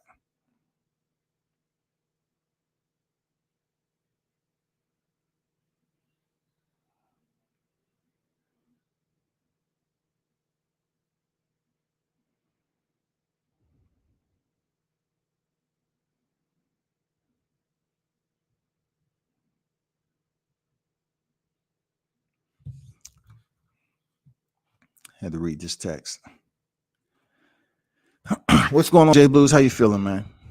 Say what up, WCS and D. Okay, that's D. All right, cool. What's up, D? What's good? Joan can't beat Francis at this point. Not the same dude that destroyed Shogun and choked out Machida. Gone down considerably since the first Cormier fight. And Francis is starting to peak. So Francis is starting to peak. So we're in 2021. We're on the we're at the front door of 2021 in the first semester, so to speak, of 2021. And Francis Ngannou is beginning to peak when his resume is guys that he's already defeated before, right? So being that he stepped in there with Curtis Blade before, he avenged his a rematch with Curtis Blade. I wouldn't say avenge. He defeated him before and stopped him in round 2, and he stopped him in round 1 the second time. Cain Velasquez has been out injury prone, and he was able to basically stop an injury prone Cain Velasquez again. You know what I'm saying? Junior dos Santos, we already know he's been in the sport for quite some time. I'll take those 3 names right there. I'm saying they over their competitive edge. They're over their competitive edge, period. Jordinho Rosenstruck, right? I give him credit for fighting an undefeated fighter, which is unproven, just like Jon Jones did with Dominique Reyes. Dominique Reyes was 12-0. Jordinho Rosenstruck was 10-0. I give him credit. They had an O on their record. Kudos, but they was unproven. And Stipe Miocic, I give him full credit for. He went in there, he got the stoppage. But to say that Jon Jones is done, who has defeated Jon Jones? Who has defeated Jon Jones? Who has defeated Jon Jones? Who? Who has defeated Jon Jones? I don't know why Machida's in here. I just don't know why. Going down considerably since the first Cormier fight. Man, he came back after hiatus and suspensions with title shots and won them. You have to give this man credit. He takes time off and comes back to the arena and perform in true fashion. The man body is damn near preserved, just like Francis Ngannou. Jon Jones has had suspensions and hiatus in the sport and came back and won titles, bro. He has returned to the sport and won titles after hiatuses. He hasn't really had one of this brutal fighting schedules that you said, damn, in fighting years, he's probably 50. He hasn't. One of his most physical fights was Alexander Gustafsson the first time they stepped in there. You know what I'm saying? Vitor Belfort was able to lock in a freaking armbar. And Jon Jones, it was deep too, and Jon Jones was still able to get out of it.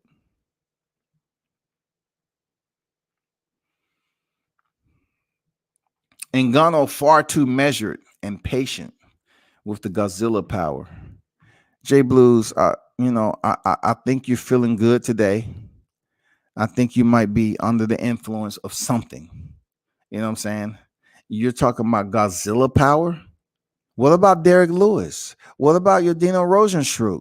What about all those guys who was considered to have this crazy power?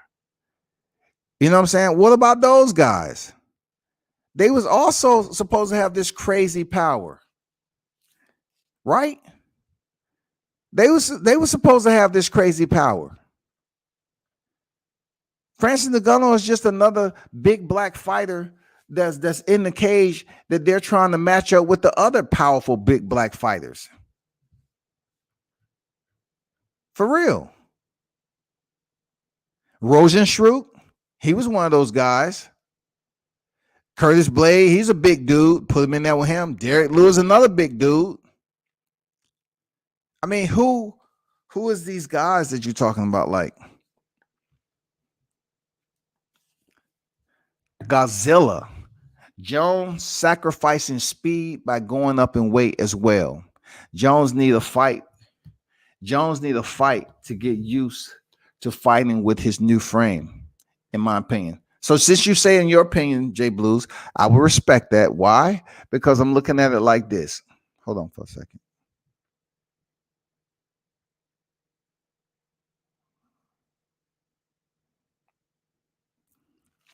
Check this out.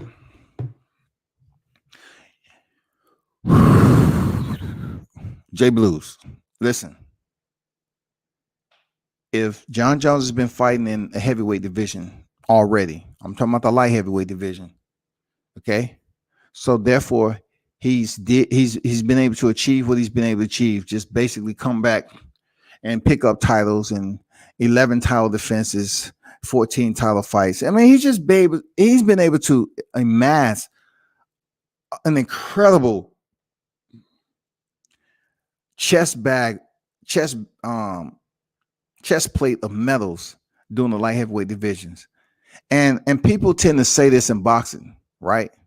Is that, oh, so-and-so, he's going to be much better and powerful when they move up in weight. Right, J Blue? They're going to be much more powerful.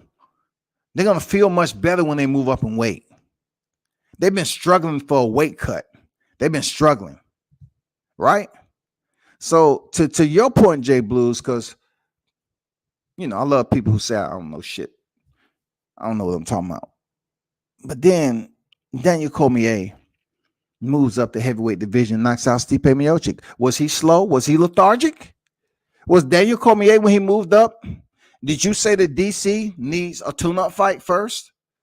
When Jon Jones basically was beating DC ass at light heavyweight, when DC moved up to heavyweight and fought Stipe Miocic and knocked him out in one round, were you the same person up here saying that he needs a tune-up fight? See, that's what I'm saying, man. Stop playing with me. Stop. You up here. I don't think you like the, Jon Jones like that. To say Jon Jones is this, that, and the other. Come on, man. DC moved up to heavyweight, did not have a tune-up fight, and knocked out Stipe Miocic. Jon Jones now moving up in weight, right? He moves up in weight, and people are saying he's slow. He's going to be slow. How? What are y'all guys talking about? What are you talking about, bro? You have people move up all the time and still excel. Canelo Alvarez. Did you say Canelo Alvarez is moving up in weight and he's going to be slow and lethargic? He needs to take a tune-up fight. Jay Blues, be better, bro. Be better with that shit because it's inconsistent. If you want to stick it straight to mixed martial arts, it's been people that move up in weight all the time and don't lose no speed. Conor McGregor. If I must use a name that came up from the light divisions, Conor McGregor. Campaigning at 145 there, Jay Blue. 145. Went from knocking out Jose Aldo in 13 seconds to moving up to welterweight, 170 pounds. He didn't lose via knockout. He lost via submission, bro. Then he came back around and lost via his decision against Nate Diaz in the rematch. Where was all the slow? Where was all this slowness and lethargicness? Y'all need to stop using cliche terms just because it feels good to your tongue etiquette. Conor McGregor drops back down to 155 and stops Eddie Alvarez via punches. What happened with all the weight drain and all that? He moves up from 170 and then he switches back. Stop it. This man has been out the sport for months and months at a time and came back.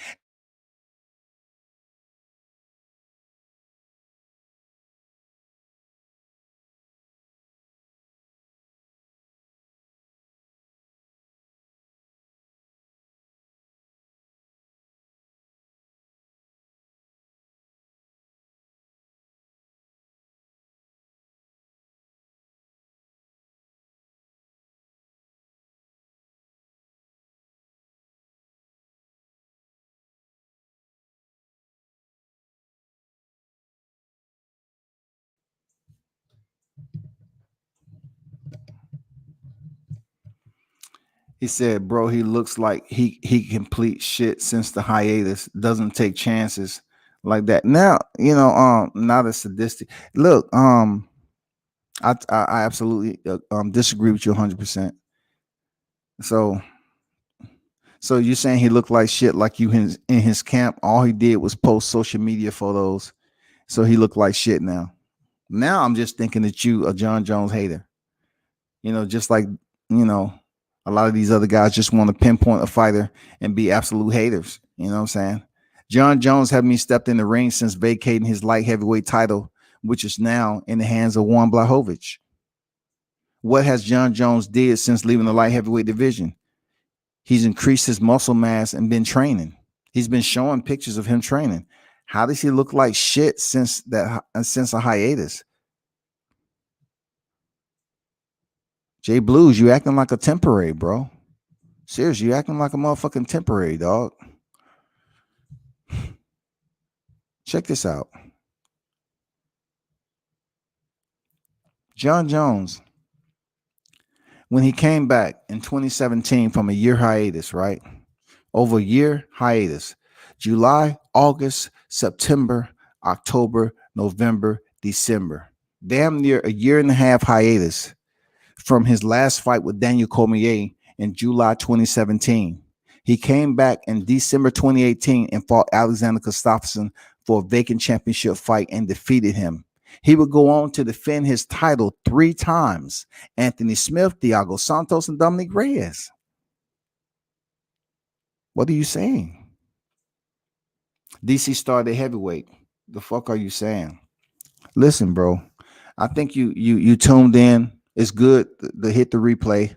That's one of the tools that this streaming app allows you to do. I had already said that a long time ago. Like, for those people that was tuned in earlier, heard me say, and once again, I've said it several times on live, that DC came over here as a heavyweight. He won the heavyweight tournament. What the fuck are you saying? Everybody that follows the sport, even partially, knows that DC used to fight at heavyweight. So you're trying to tell me him coming into the UFC and fighting at light heavyweight, he doesn't need a tune-up? He's been dropping weight fighting at heavyweight. You trying to tell me Jon Jones is like Israel Adesanya on the offseason? Jon Jones was much bigger than 205 on the offseason when he was on his hiatus. He wasn't 205. The dude was way over 205. Just because DC, look, you're talking about DC who has to compete at 205. He has to make weight. He has to make weight, dog.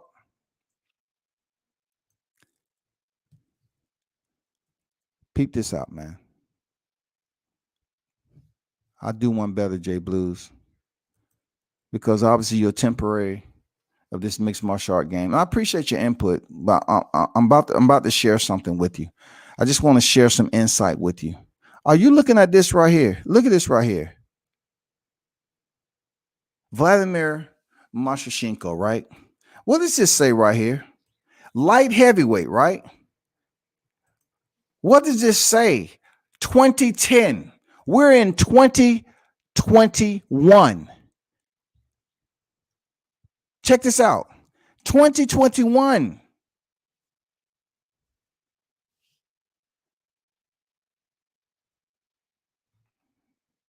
Peep this right here. Shutting down the nemesis. Check this out. Jon Jones has competed at light heavyweight. He's been consistent at rocking the boat for quite some time. That's Jon Jones. You're trying to tell me if Jon Jones competes at light heavyweight that long ago, that every fight that he has on the offseason, he's still around 205? Let's go back. Let's go back. Strike Force, right? This is to the casuals. What is that? Tournament championship. Tournament. What does this say? Jay Blue asked me what the fuck I'm saying. Heavyweight. Who don't know Daniel Cormier was competing at heavyweight? Who? You? You? What does that say? Heavyweight. What does that say? Heavyweight. Heavyweight. Right? Check this out. Heavyweight. Roy Nelson. Light heavyweight. 2014. Everyone know he used to compete at motherfucking heavyweight. Everybody. Light heavyweight. 2014. Light heavyweight. That's when he lost against Jon Jones. Light heavyweight. 2015. Light heavyweight. How many years does he need to convince you that he's been competing at light heavyweight long enough? Jon Jones has been competing at light heavyweight long enough. Daniel Cormier was competing at light heavyweight long enough. Light heavyweight. Light heavyweight. How many years does he need? This is back in 2014. Come on now, Anthony Rumble Johnson. Light heavyweight. So we go all the way up. We go all the way up, right? Let's go to Volkan Ozdemir. Light heavyweight, Volkan Ozdemir. The hype job, he shut that down. So let's go up to Stipe Miocic. When he 2018, he fights for the heavyweight championship. From 2018 all the way back, all the way back now to 2014. How many years does he need to compete at light heavyweight to put his body through that, to be recognized that he fought at light heavyweight? Heavyweight to light heavyweight. You think Jon Jones is picking up a huge amount of size? Jon Jones was probably walking around in his 220s, 230s. Easy. Easy.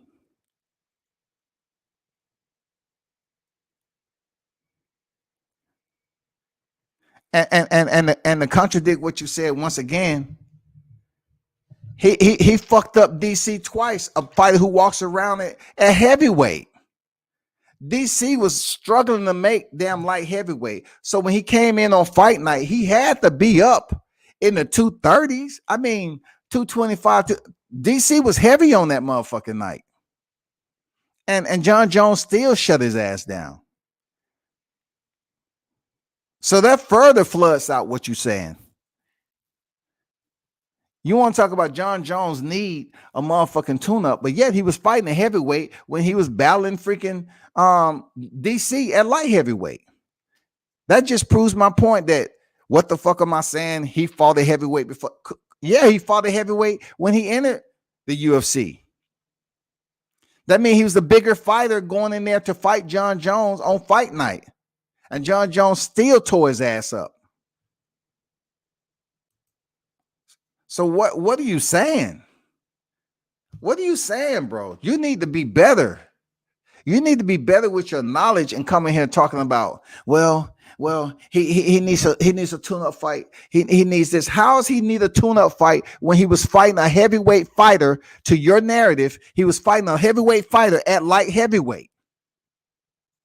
Why would Jon Jones need a tune-up fight moving up to contend at heavyweight when he's known to take over year hiatus off the sport and come back for championship fights and win? DC was a heavyweight fighter in your in both of our narratives, right? So that means Jon Jones defeated DC twice, and he was fighting a heavyweight fighter that should be a heavyweight. So me telling you that he moved up and fought Stipe Miocic and knocked him out in the first round, that just proves my point. DC was original heavyweight. He moved up to fight Stipe Miocic and knocked him out in the damn first round, and then DC would lose the next two. But Jon Jones moving up to heavyweight, who defeated DC twice, you're trying to tell me that he needs a tune-up fight just because he's moving up to heavyweight. It makes absolutely zero sense, because the man has already defeated a guy who came into the UFC as a heavyweight fighter.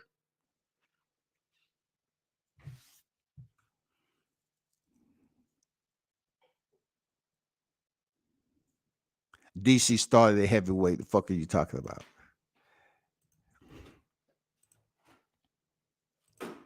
I like when people say drop the link. There you go. Merry Christmas. Merry Christmas. There go the link there, bro. Tell me something that you didn't fuck up in and say in the damn live chat. Don't come in here with the same shit, because you always whining and crying and aborting mission and running off into the distance. Come in here with thicker skin this time there, Jay Blue. Come here with thicker skin this time, bro. Don't be running off into the distance, man.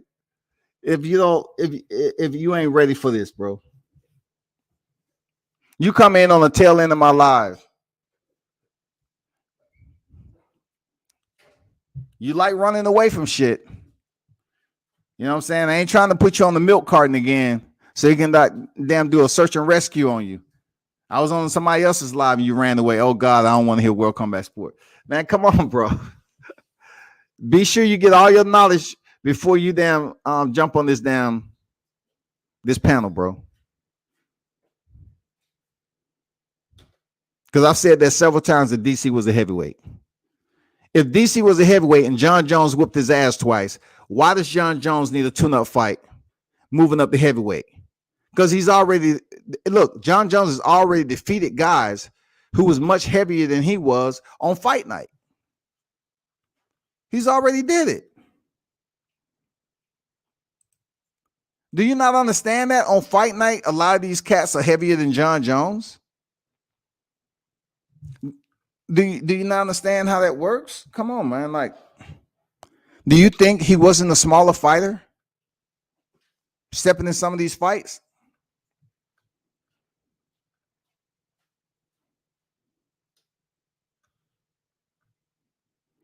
Bro, I dropped the link. What do you mean condescending? Stop using $5 words, man, and click the link. It's free. Click the link and get this Tuesday smoke. Come on, Jay Blues. When you put that TF up there, we was good today. It's not personal, but you said DC started heavyweight. The fuck are you saying? When you put the TF up there, I'm like, I already mentioned earlier that DC came in as a heavyweight and he was contending in the light heavyweight division because of his boy Cain Velasquez. But you come in on tail end and act like I did not mention it. So therefore, I offer you the ribbon. I offer you the ribbon with a pair of scissors to cut the tape and click the link. Come on, man. It's not personal. You want to be a firefighter today, man? Come on and get this smoke, bro. Come in and convince me why Jon Jones need a tune-up fight moving up to heavyweight when he's already defeated Daniel Cormier twice, who is a heavyweight in your own narrative. If he defeated a heavyweight who was obviously a heavyweight size on fight night, right, when he fought, why does Jon Jones need a tune-up fight moving up to a heavyweight division when he's proven that he can take time out the sport and come back and win a title? It's proven. So you ask for the link and then you just press the gas. I mean, once again, what's up with these people asking for a link and then they run? It's just damn combat sports talk, man.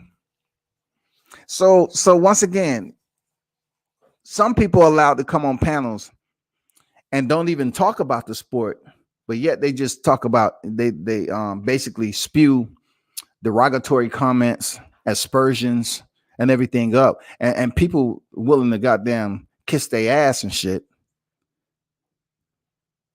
But I'm actually talking about contents of the sport, and I receive condescending. So what is it when other people sit up here and not talk about the sport, but they just speak of, insults, obscenities, and they indulge in scatology and it has nothing to do with the sport? Come on now. Okay, I'm gonna go on. I'm not gonna wait on you. And this is gonna be something that I wrap this. I want to go back to the top 10, right? Because I owe it to the people. It's been a while since I talked about the top 15. So, I wanted to, kind of give you a brief synopsis of Jon Jones and why he's the GOAT and why he's so special, and the fact that he is able to take hiatuses and come back to the sport. It doesn't matter if he's coming back to light heavyweight or heavyweight. Mentally, he's strong enough to come back off a hiatus and win. Mentally, he's strong enough to come in there and fight bigger fighters. Mentally, Jon Jones is strong enough to fight through his own demons and still fight on the highest level of mixed martial arts. He's an incredible athlete. He's incredible. Seriously, he's he's an incredible athlete. But let me share screen again. And in the meanwhile, will Jay Blues actually gather up some confidence to click the link? It's all good. But I must move on, people. So I want to talk about this right here again. All right. The pound for pound list. I want to talk about the pound for pound list. This live has been about the one and only Jon Jones, light heavyweight champion, 26-1, never been defeated inside the cage. Absolute beast. He is ranked number 1. Okay. And I hear the entry point of Jay Blues. Let's hope Jay Blues has something interesting for me. What's good, bro?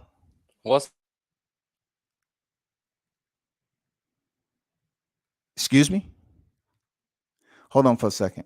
Let me stop sharing right quick. Jay Blues, you came in and then went out. So let me stop sharing screen. What's going on, Jay Blues? How you feel, man? What's up, man? What's good? I'm chilling. I'm always good, man. Yourself? Having fucking connection problems and shit, man. It's always kicking me off. What's good though, man? You talking about Jon Jones and shit, bro? He's looked like complete shit ever since he came back to fight OSP, man. He ain't the same fighter no more, bro.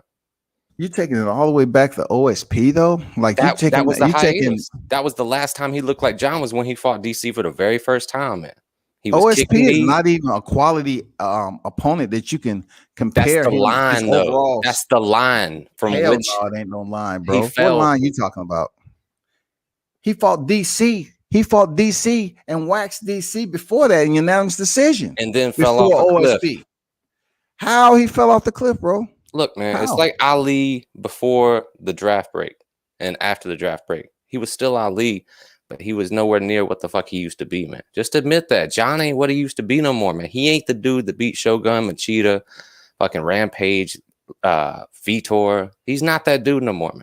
He's in so taking the hiatus from 2015, January 2015 to 2016, he steps in with OSP and wins the decision, right? So then he returns to the sport, right, after another hiatus, and that we're talking about 2016. He returns back in 2017, over a year. Once again, he fights DC, who's been the champion. He fights DC, who's the current champion, because of Jon Jones' hiatus. He fights DC, the heavyweight that you was talking about. He fights him and stops him in round 3. And he ain't the same since OSP. He fought OSP before that.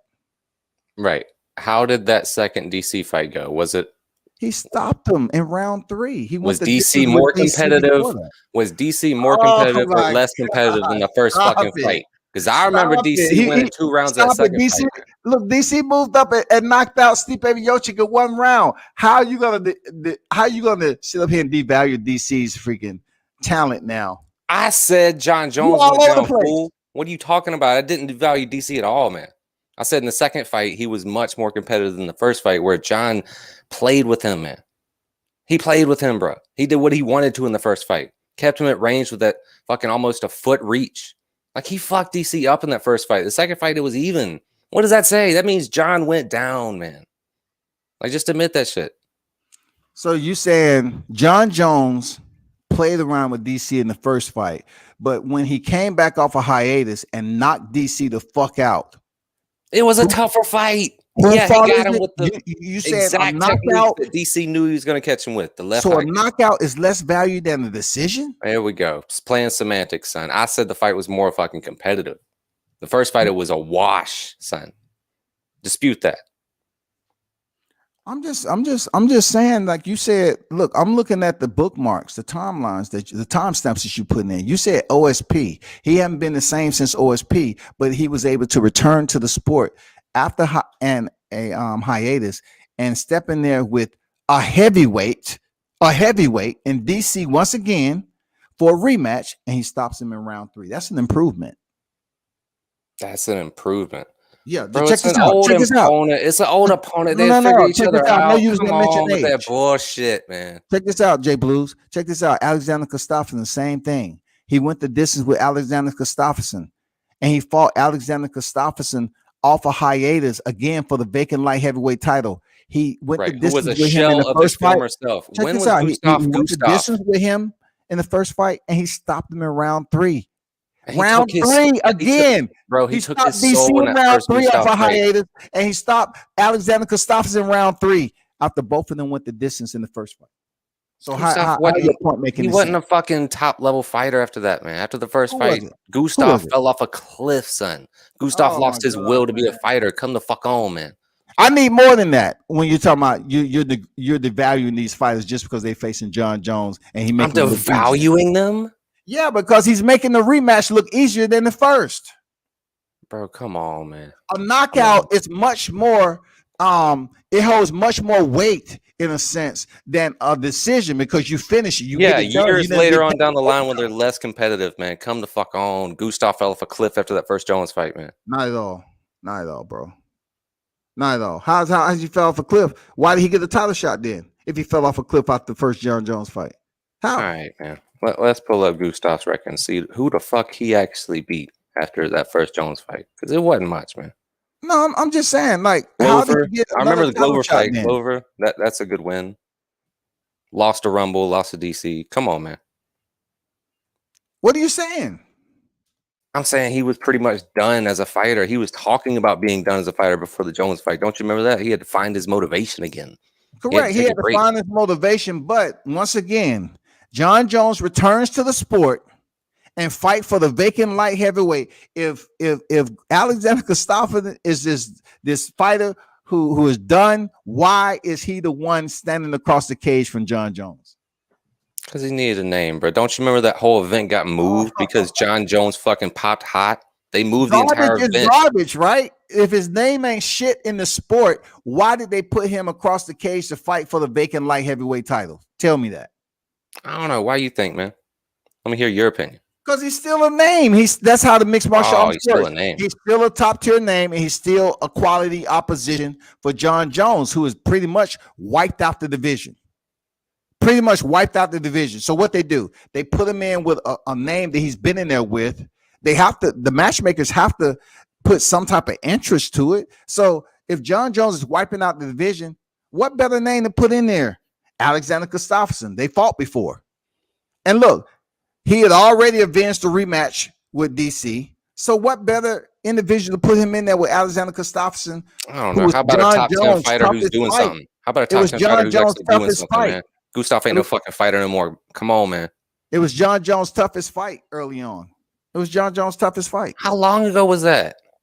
It doesn't matter how long ago. Damn, man. I was in my early 20s when I was standing across the cage. It don't matter how long it was. It kind of does, matter how long it was. Like a deck. I mean, come on, bro.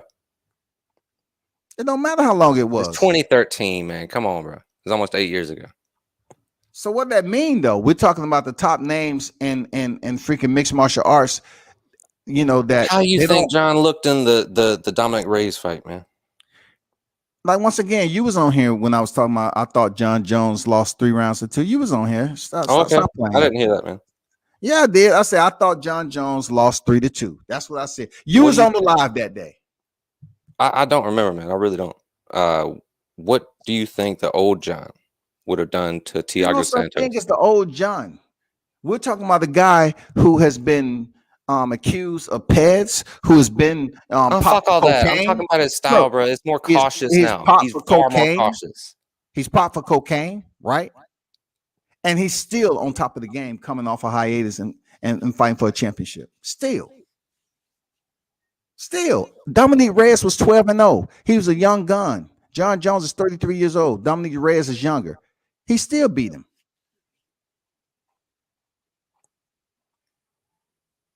Let's pull up your boy. Let's pull up your boy. That you love so much right now. Let me pull up your boy right quick. Let me pull up your boy. Who's my boy? No, hold up. Let me pull up your boy. We can talk about him like everybody else is doing. Let me share screen right quick. I want you to tell me how great your boy is. Who the fuck is my boy? So this is your boy right here, Francis Ngannou, who's supposed to be the new behemoth, the Godzilla strength. Let's stroll down his back-to-back losses in 2018, right? So why all of a sudden you giving him credit for peaking? You're giving this dude credit for peaking. Saturday? Look at that. Did you watch the fight Saturday? Jon Jones will beat these guys anyway. He beat Junior dos Santos. Rosenstruck don't deserve to be in the cage. He was scared to be in there with Ngannou. But who has Ngannou beat to say that Jon Jones don't have a chance in getting that W? Stipe and the way he did it, man. The way he completely smashed him. It was not a fight, man. And the way he was completely poised to do even more damage, bro. When he stepped to Stipe, hit him with the 1-2, stepped back and started fainting. I said, "Oh shit!" Like he done learned how to become a fucking complete fighter, like a legit fighter, man. And he's got that insane strength on top. Like, bro, you're not fucking with that dude. He's sprawling, taking the fucking back reverse and goddamn grappling. Like, come on, man. Like, he's too fucking big. Shit that a wrestler know how to do. Like Jon Jones has a background in wrestling. For real? Combined with all that fucking strength, man. Combined with all that, like, anomaly of strength. I would suggest like, he can't fuck with that, man. He can't. What's he gonna do? How can he beat Ngannou? Please break that down for me. I don't see it, man. Okay, number one, he's a better all around fighter than Ngannou. Period. In the clinch, Jon Jones has much more. Oh hell yeah, he'll fuck Ngannou up in the clinch. Absolutely. I would suggest first and foremost. You asked me a question, right? So I said he's a better all around fighter. So you're saying this strength with him sprawling, and look, finally, Ngannou is saying, "Oh, let me use some of this strength and learn how to fucking wrestle and work on my ground game." Mm-hmm. So he sprawls and basically readjusts his position to a more dominant position to land strikes. And you're amazed? You amazed from shit Jon Jones already know how to do? Yeah, because some fighters just act on their fucking power and don't want to learn. I don't want to bring up any fucking names, but some people don't fucking learn, bro. Some people don't give a fuck about this is learning. Mixed martial arts, though. Exactly. That's why I'm happy Ngannou cares. So don't bring up names. He actually gives a fuck about being a fighter. You know what I mean? So I gotta respect that, dude. He has no choice but to give a fuck. He's competing on the highest level. He has no choice but to change up his game and learn. There's always a choice, man. A choice. What are you talking about? There's always a choice. So Jon Jones has made the choice to be the best on the elite level, and you ain't giving him credit. Is Jon Jones not the GOAT? Yeah, I didn't say nothing about that. I said he can't beat Francis. Is he not the GOAT though? Yeah, I said yeah. I hadn't said nothing about that. Therefore, if he's the GOAT, he's the GOAT, and he's made the choice to abandon, basically vacate his title light heavyweight and then move up to a heavyweight division. Why all of a sudden he's not the GOAT? He doesn't come in with that GOAT status. Man, I'm a fucking realist, dude. You can take all these stats and all these numbers and just throw that shit in the trash. I'm talking about stylistic matchups. Francis is too big, too strong, and too smart now. That's my fucking thing. He's too smart, now. Man. He's too poor. Yeah, now. Did you see Saturday? Did you see what the fuck he did to Stipe, man? Nobody does that to Stipe, bro. It was not a fight. Nobody does that to Stipe. But nobody, DC, unless they're poking them up with no tooth up and knocks the look. He knocks Stipe out and runs around with a right hook out the clinch, and nobody does that. After an eye poke, son, go back and watch that bullshit. Oh my god, he poked him. Excuses, garbage. Your be better, WCS. I don't even think you watched. Your excuses are garbage. DC knocked him out in how many rounds? Talking shit. How many rounds, bro? One round with an eye poke, son. Vicious eye poke. If DC knocked him out in one round and Francis stopped him in two, who did it better? Francis. Nope. DC did it better. DC took punches in the first. Come on, man. You're so full of, bruh. DC did it better. You're running the shit train pretty good today. So you don't like numbers? Slow it on down. Make some sense. No, seriously, you don't like numbers now. If you're supposed to make $20, right, and somebody give you $8, it doesn't matter. Long as they gave you the $8 in a timely manner, even though they owe you $20. They said, let me just give you this $8 right now, and then I give you the rest whenever I feel like it. You're not going to give DC his credit, a heavyweight, for knocking out Stipe, but yet you say Francis Ngannou did it better. Who's done it? Francis didn't poke him in the fucking eye, man. Francis didn't try to steal his vision from him in that second fight. Like, DC's a dirty piece of shit when you really break it down, man. When you go back and watch those two fights, man, especially in the third fight, the reason DC got poked was because he was going for another poke. And Stipe said, I'm done with this shit.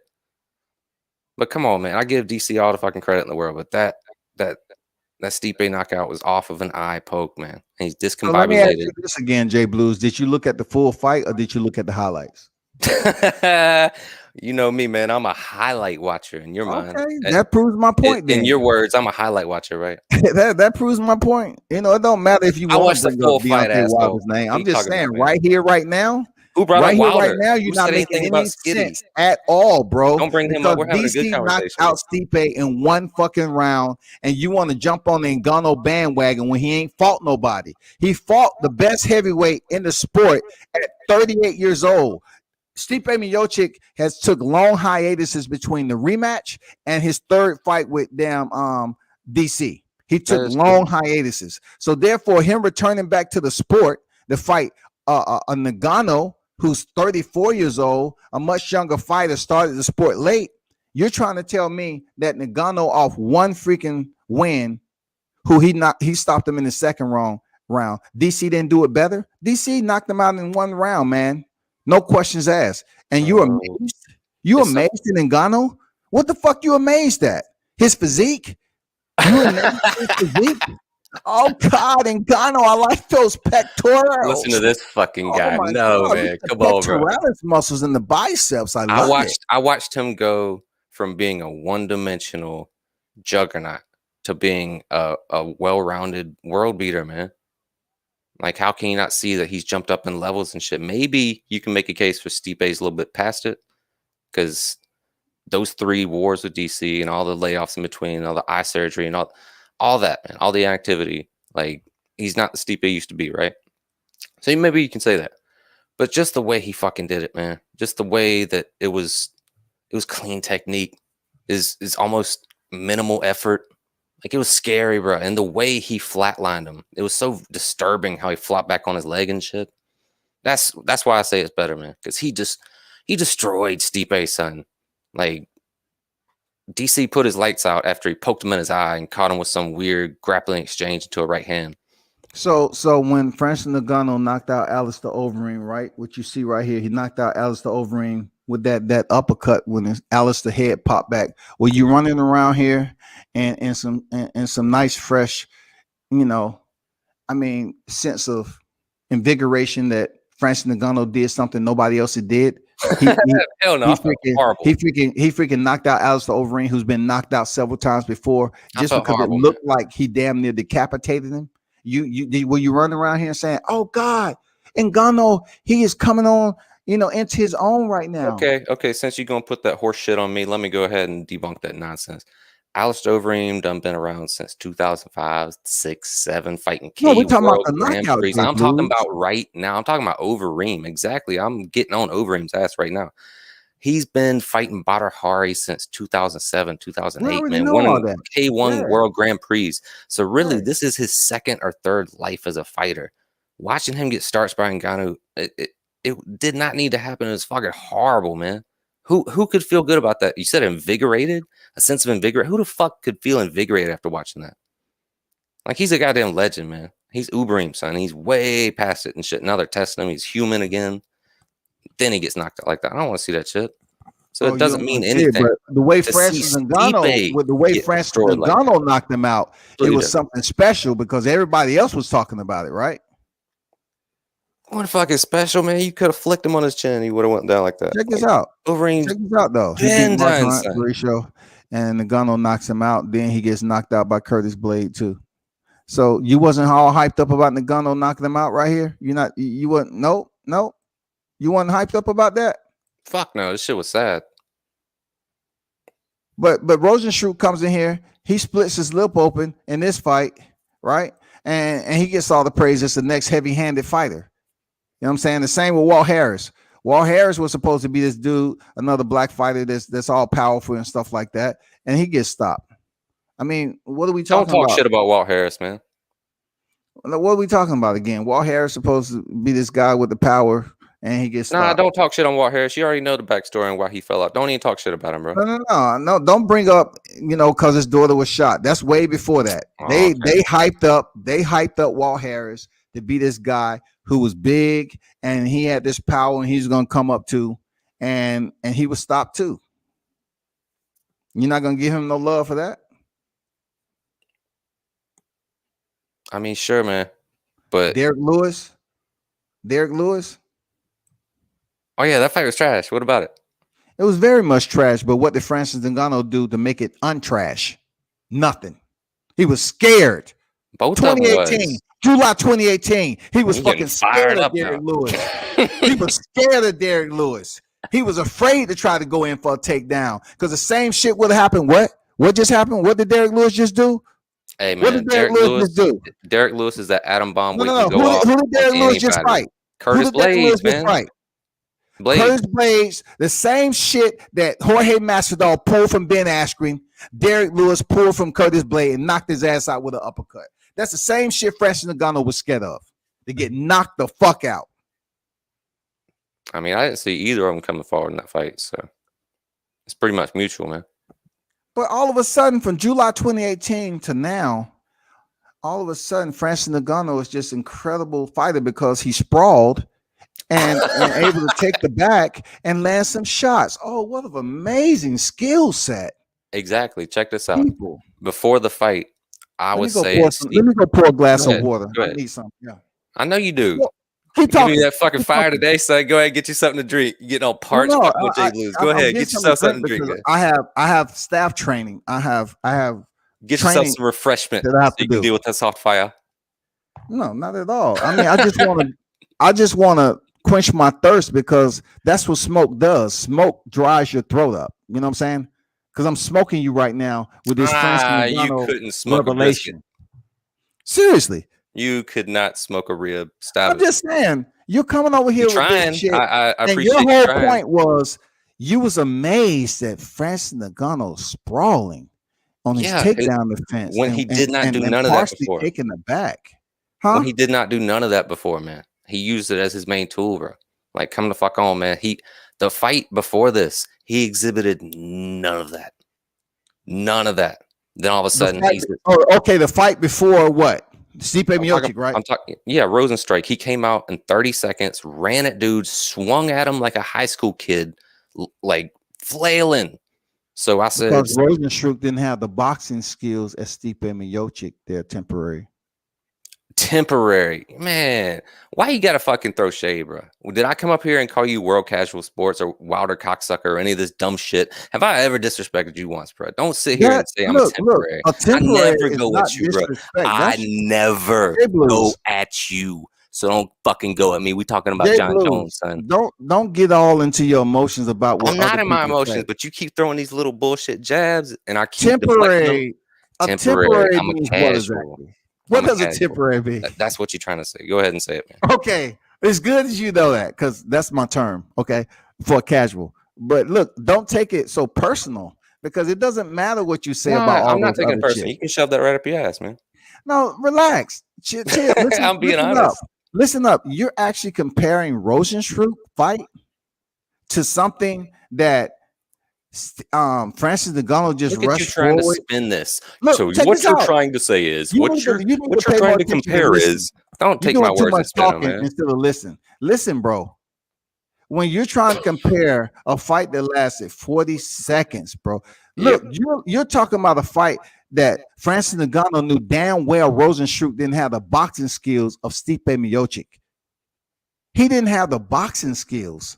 And you're comparing him knocking him out in 40-some seconds to basically coming up here saying that Stipe, he took his time. He was more patient.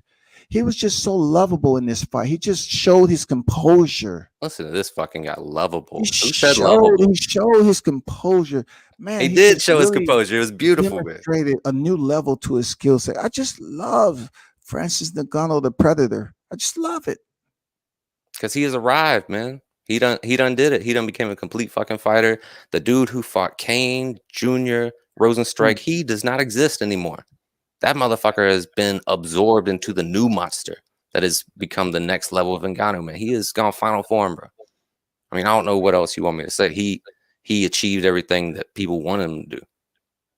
Like he did what he needed to do to get to that next level and not just be a one-sided fucking coin. So let me ask you this: what does he do better than Jon Jones? Yeah, exactly. That's what I mean. Stylistically, you can break it down that he's better, right? But it's how it matches up in the cage, bro. He's never had to face a Leviathan like that, a true heavyweight. DC is a heavyweight, but he's not fucking Curtis Lewis Blades, man. He's not these giants, bro. He's not even Anthony Smith. Anthony Smith's a goddamn light heavyweight. We want to talk about. He sucked anyways. But no, catch yourself. He needs to fight a legit heavyweight, man. Catch yourself slipping. That's all. Catch yourself legit slipping. Fucking heavyweight. Okay, he's legit heavyweight, but like I said before. No, I said Jon needs to fight a legit heavyweight to understand what it's like to be in there. He did. He fought DC. Twice. See, that's technical, right? He fought DC twice. A legit heavyweight. Once again, you stick into legit heavyweight. Once again, you stick into statistics and numbers. Heavyweight. He is legit heavyweight. What you put in my chat? What you put in my chat? Size wise, he ain't no 6. The fuck you saying? Ain't that what you put in my chat? The fuck you saying? Let me put this shit up here. That's you, right? DC started at heavyweight. The fuck are you saying? That's your comment, right, Jay? Man, what do you got, dude? Dial up off motherfucking coat hanger? You getting mad now?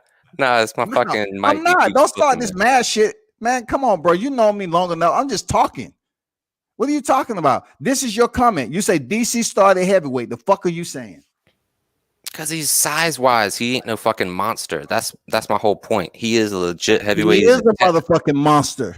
Come on, DC man. He was a monster, dog. Man. He's retired now. Come on, bro. Who's bigger, Curtis Blades or fucking DC? That's my whole point. You truly He's not a gargantuan understand. fucking heavyweight. He's not a super fucking heavyweight walking around, bro. That's what Jon's gonna have to deal with. He's gonna have to deal with a fucking ox, son. Something he's never been in the cage with. Maybe Thiago Santos was as big as a heavyweight because he was fucking giganti. But come on, man. Who's the biggest dude that Jon's fought? Size-wise, like frame-wise. What's the biggest frame he's ever had to deal with? Santos? Did you read your comment? You said heavyweight, right? Yeah, go ahead, man. Maybe you need to listen. No, I'm just saying. There holding your fucking charge that you're about to unload. Go ahead. Heavyweight, right? Shoot your shot, man. Go ahead. You said heavyweight, right, Jay? So the highest division in the men's class of the UFC is what? Heavyweight, right? So why are you saying super heavyweight?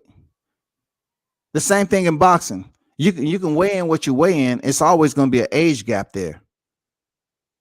It's always going to be an age gap. You're talking about light heavyweight, cruiserweight, heavyweight. So in mixed martial arts, the highest classification of weight class to compete in is heavyweight. And I'm talking about the size of his fucking opponent, the frame, the Leviathan, man, the gargantuan motherfucker. When has Jon been in the cage with a giant dude like Ngannou? Let me ask you this. That's my whole fucking point, man. Hold up. When the last time you've been to a grappling match? Last time I've been to a never, right? So you're gonna break me down because I never did it before. Hold up. Just listen, bro. Shut that right up your ass, man. I'm a guitar player, son.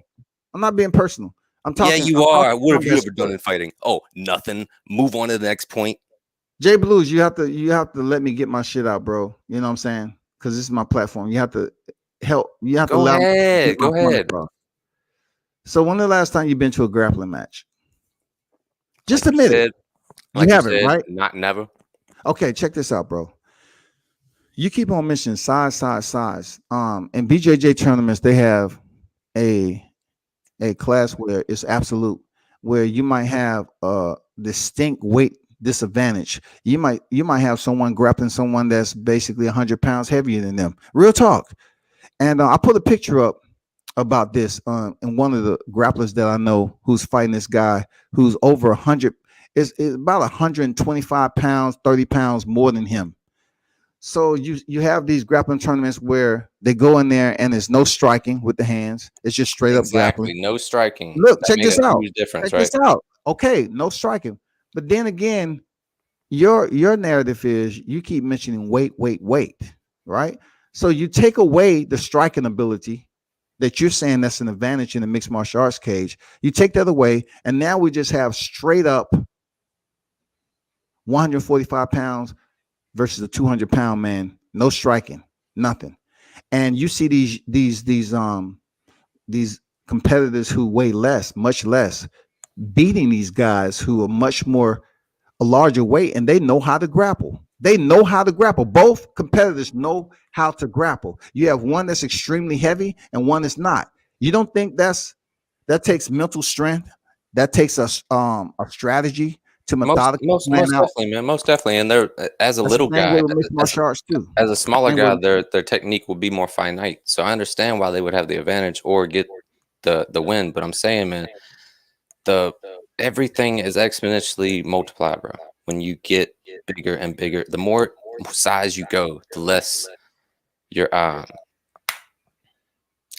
able to absorb that kind of damage, man.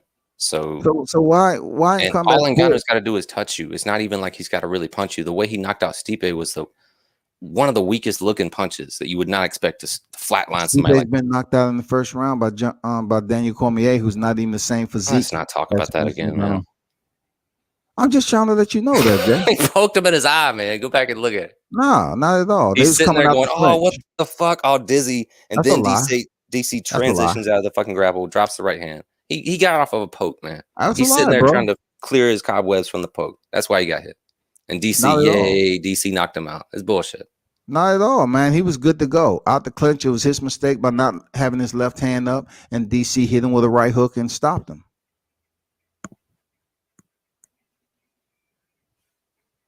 My point is, Jon Jones. Hold up. Why doesn't your point? Why doesn't size matter all the time when you're talking about the heavyweight division? Why don't the bigger fighters coming in have success like that all the time? If in how you're trying to elaborate, why doesn't it always work? Why doesn't the power always transfer, in mixed martial arts and boxing for the bigger fighter to win?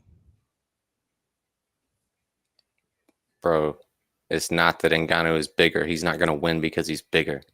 He's going to win because he's bigger, smarter, and more technically sound than he was before. That coupled with that raw strength puts him on other levels, bro. It pushes him through the ceiling to points where he thought he couldn't be. Like, that shit puts him on a whole nother fucking level. Like, that coupled with his strength makes him an even more dangerous beast than Jon Jones. A sprawl and back control. Ooh, that is incredible.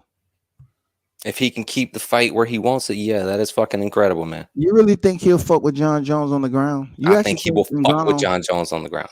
You out your fucking mind. I think he will be too strong. I think he will catch Jon early, and Jon will fight for survival from the very first round. Maybe 2 minutes in, maybe even earlier.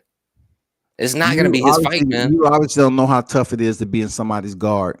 You obviously don't know how tough it is. It doesn't matter all this strength and everything. It's ways in how to control your opponent when you get them on the ground from the bottom position, dog. Seriously, we're not just throwing these hammer punches all over the place. It's not just size. It's size and smart technique now. Like Jon just working against a monster that I'm glad you said it's technique. I'm glad you said it's technique. So since you're saying it's technique, right, Jay Blues? Listen, since you're saying it's technique, what does Ngannou do better than Jon Jones? Punch, have strength. But you're saying it's technique. Is technique punching? Is punching technique? Well, here's my whole thing, right? Before the Stipe fight. No, hold up. I'm about to give you an answer. I'm about to give you an answer. Answer the question. I'm about to give you an answer. Hey, just like Floyd. Put your mic on mute and just listen. God damn, man. Quit trying to put shit on me, man. I'm going to talk when I talk, bro. I don't give a goddamn, bro. Calm down. Listen. Calm down. What I'm saying. Calm down. Let me fucking respond. Floyd said to Brian Kenny. Calm down. Don't talk me over, bro. Listen. Let me fucking respond. Like Floyd said to Brian Kenny. Here we go. What does Francis Ngannou do better than Jon Jones? What does he do better? I don't know because I hadn't seen it yet. I did not think he could do what he did against Stipe. And then he came in there and did that. So we haven't seen his full array of skill set. He was throwing front kicks to the motherfucking face, son. Last time he swung both hands as hooks. Not uppercuts, not straights, not jabs. Hooks. And now he's fucking taking his time in his stance, crouched to the right, feinting, sticking the jab.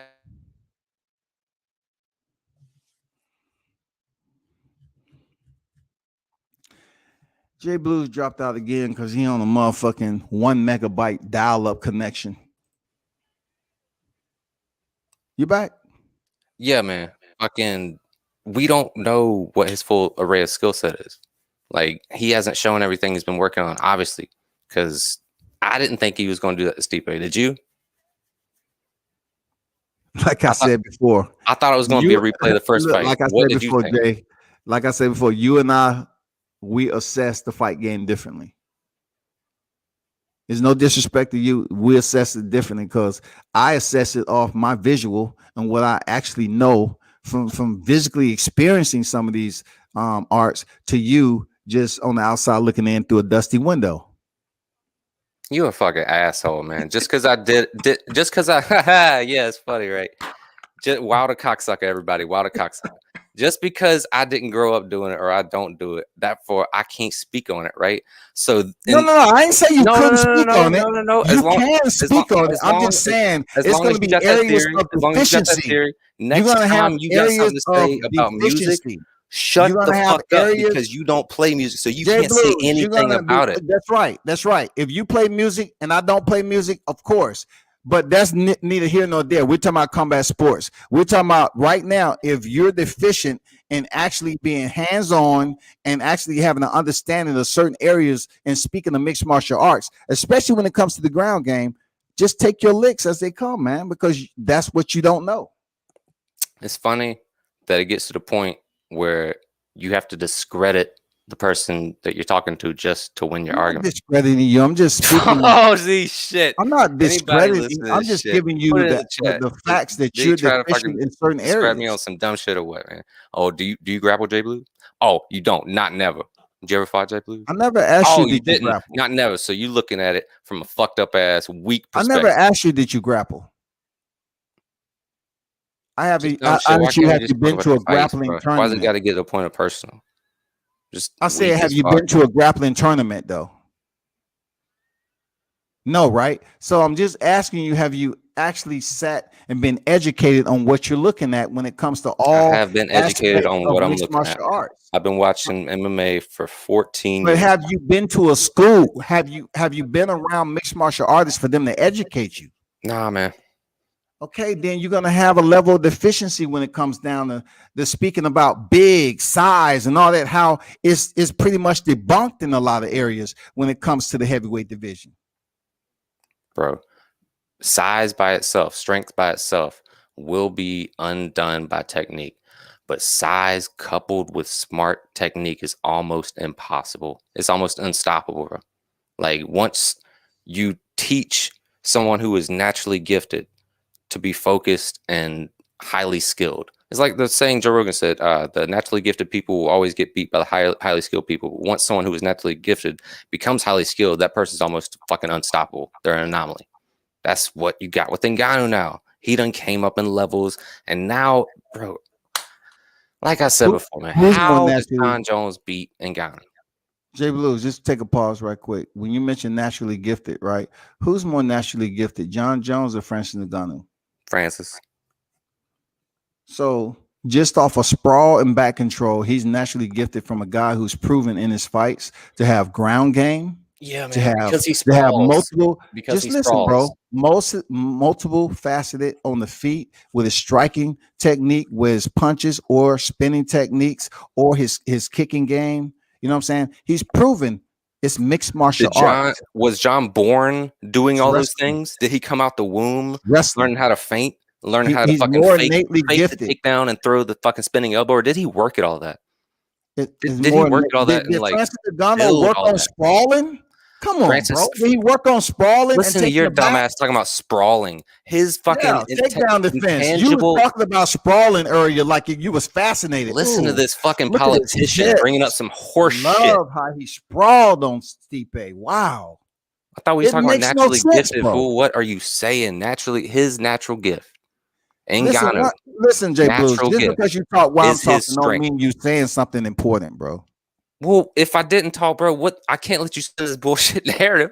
You trying to bring up? You have to understand. A lot of y'all just talking, other people talking, and you ain't saying shit that makes sense. Go ahead. So I'll just let you get off what you saying. Go ahead, man. Go ahead, man. I'm just saying, what's so fascinating about takedown defense when you're sprawling for the first time to in front of Jay Blues and then spinning and being able to put yourself in a better position for partial back control and landing some punches. That shit's been done in mixed martial arts forever and a day. What's so amazing? Because you take a fighter who has rudimentary mixed martial arts skills when it comes to the ground, And just because he learned a new technique for Stipe, he's all of a sudden this grand master? Because he did not acquire that shit before, and he was stubborn. He was pig-headed, and he didn't want to learn. He didn't want to listen. Now all of a sudden he does. Now all of a sudden you see that he's fucking listening to any and everybody who came into contact with him. Like he done picked up on everything, bro. That's why I'm saying he's scary as fuck. Plus, he's got that Godzilla strength in his back pocket. So it's like, how are you gonna beat this fucking guy, man? He's gonna match your technique and then over fucking whelm you with the power, man. Like fuck with it, please fuck with it. So how are you gonna beat that dude? Okay, I'm gonna explain to respond to that. Like earlier, I mentioned how Jon has spinning techniques and all that. So you try to convolute it like, oh, he had to work on that, right? So all of a sudden, Francis Ngannou learns he learns that there's more motherfucking blocks that with different letters on it that he can play with, right? So he intends to learn and remediate shit now. What about Jon Jones, who decided to do that long time ago? He said, I want to diversify my game by learning different techniques. Why? Look, you just proved my point. You say Francis No. You trying to chain together points. You trying to chain together horseshit points. Hold up. His natural gift. J Blues, I ain't trying to put you in the background, bro. Go ahead, man. Hold up, bro. I'm talking off what you said. You basically said Ngannou was stubborn. So what about Jon Jones, who wasn't stubborn? And he decided to versatile his skill set early on and learn the spinning techniques. You know what I'm saying? He opened his mind up enough to learn the spinning techniques. So you're trying to award Francis Ngannou, who was stubborn earlier, to now he picked up a new tool to his cachet, and you want to praise him for shit? Yeah, man. Yeah, I do. Because for BS, bro. That's BS. That's BS. His natural gift is that strength. Jon's natural gift is his reflexes. It's not his ability to fucking spin and throw crazy shit and do the oblique kicks and the X kicks and the crescent kick. All that shit was worked on, man. All that shit was allocated. Like Francis was born with that strength, bro. Jon was born with his reflex. Like that's my whole point about the natural gifts. That's what the strength you were trying to bring allocation. Back. Huh? What does strength have to do with allocation? If you have strength and you don't allocate tools to complement that strength, how the fuck you gonna improve? You're not, man. You might just sit there and go 41-0. How the fuck are you going to improve if you don't allocate? If you got strength, but yet you don't allocate anything to complement it. Say what now? How are you going to improve? If you're saying that he's strong, he has a strength. How are you gonna say no? I don't need to allocate anything. I'm stubborn. How are you going to improve if you got the strength, but yet you don't want to improve your allocation to include collective skill sets like spinning techniques, kicks? Yeah, he landed some outside leg kicks on Stipe. Okay, it's not like that's not the first time he delegated some kicks. You know what I'm saying? That's not the first time. That is not the first time he did it. But I'm just saying, if you take a fighter like Jon Jones, who was willing to listen and versify his cachet, his arsenal early on, to be able to have 14 title shot, first 14 title shots. No, I'm talking about 14 title fights, right? And 11 title defenses, right? Which is much more than GSP. Don't you think he did more than Francis Ngannou? Come on now. 14 title fights, bro. Yeah, that's impressive, man. Nobody's done that shit, right? 14 title fights, and you're trying to say strength without allocation is much better than someone who has allocated more to his skill set early on, and now he's at heavyweight. He's not going to be much more of a threat. Strength without allocation was before the Stipe fight. He done allocated.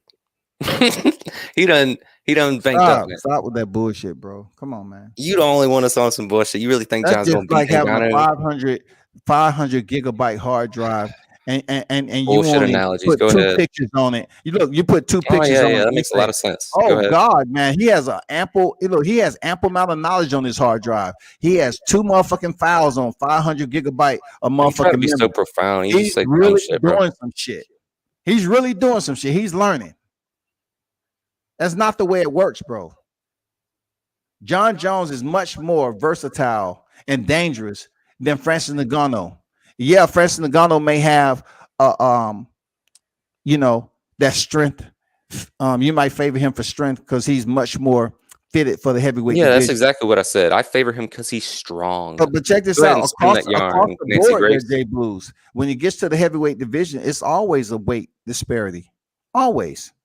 Disparity. That's why it's the heavyweight division. You mean disparage? No, disparity. It's always a weight disparity. That means it's going to be a disparity? Gap in weight. Holy shit. That's basically when Deontay Wilder is fighting at 210 and his opponents is like 245, 250, and he's still knocking them out. That's because they suck, man. That's not the case, bro. Oh, you got all quiet and shit. I'm just saying that's not about boxing. I'm just making a point across the board in the heavyweight division. Make yourself feel better. Look, across the board in the heavyweight division, whether it be mixed martial arts, whether it be BJJ, whether it be Ngannou did something Wilder never will, and that's learn how to be a complete fighter. Man, you're beautiful. Clueless, I'm so happy. And what a complete fighter consists of. You're clueless. We're talking about mixed martial arts, man. You're clueless in if you haven't seen Francis Ngannou utilize his all-around skill set, how can you just give him credit for some outside leg kicks, sprawling, and landing some punches? He head kicked him multiple times. What are you talking about? Did you watch the fight or did you watch the highlights?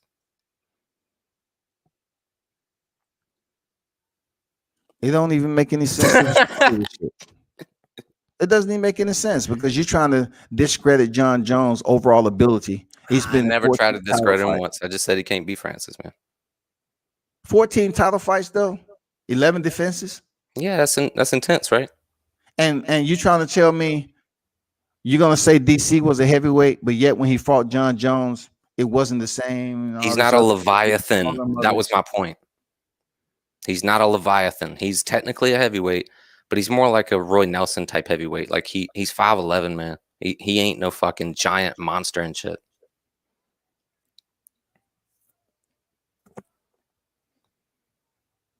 Anything else? You done, man? I'm gonna leave you alone, bro. You sound like no, you ain't doing anything to me. No, I mean when I choose, you sound tired. Man. You sound like you had so much more energy before I came up here. I think I'm warning you out, man. Look, when I choose to press the gas, cool. But I've been waiting on you to just stay connected consistently. That's what your goddamn Wi-Fi connection. That's what your Wi-Fi connection. And that's what your mental. Listen to this, your mental connection coming on here, talking this nonsense. Love to talk and acting like Jon Jones. Love to talk down to people, bro. He's not a threat to Francis Ngannou.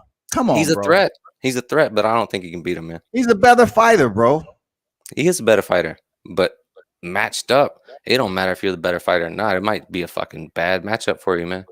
Like the shit may not fit together the way you want to. Like you might run into some unforeseen obstacles, some variables that we're not taking into account. They gonna put some motherfucking cones in the cage? What obstacles are you talking about? Yeah, man. Yeah, they're gonna throw fucking barbed wire upon the top of the cage. They're gonna set a table on fire. Devon Dudley's gonna fly from the rafters and do a flying headbutt. Yeah, all that dumb shit. I'm just saying they're gonna put some thumbtacks in that motherfucker. Oh yeah, Mick Foley. Unforeseen obstacles. Thumbtacks out on the God to God. Clarify yourself. Some unforeseen obstacles. What? What are you talking about? Unforeseen obstacles. What are we talking about? I'm talking about every 10 pounds, punching power increases exponentially, and your ability to take shots decreases exponentially. So the more size you acclimate, man, the more you go up. Like Francis is basically what, 260, 270 solid fucking muscle. Isn't that what he weighed in? He weighed in at the limit Saturday, 260. 263 to be correct. Damn. So that fucking dude's walking around probably at 270, almost 280. Jacked. Like fucking Overeem and K1, right? It's just something about it. Man, leave that alone. I ain't no Vince McMahon. I ain't no fucking obsessive bodybuilder, the fucking Olympian frame. I don't give a fuck about that. I'm just saying that is a big ass fucker, man. And he done came up in skill. Like, good luck, man. Like, that's... You're going to have to fucking play everything absolutely perfect just to beat him on decision. Like, how can Jon hurt him enough to stop him, man? It's called mixed martial arts. It's called striking discipline. You watched the Rampage fight, right? It's called offensive strategy. It's called a game plan. You watched the Jon Jones Rampage fight, right? Look, it's called looking at film. It's called studying. I think it's called practicing. He can use the Rampage game plan and have a lot of success. Keep him at range, kick his knees the fuck out from under him. He destroyed Rampage's knees in that fight and like bought him precious inches of space when crazy who destroyed Rampage's knees? In the Jon Jones fight, I'm saying if he uses that Rampage game plan, he could have good, decent success against Ngannou. Because that's like the same outline, basically. Like he's going to come in there differently in Rampage, but that's basically the same archetype. Just a wild swinging puncher.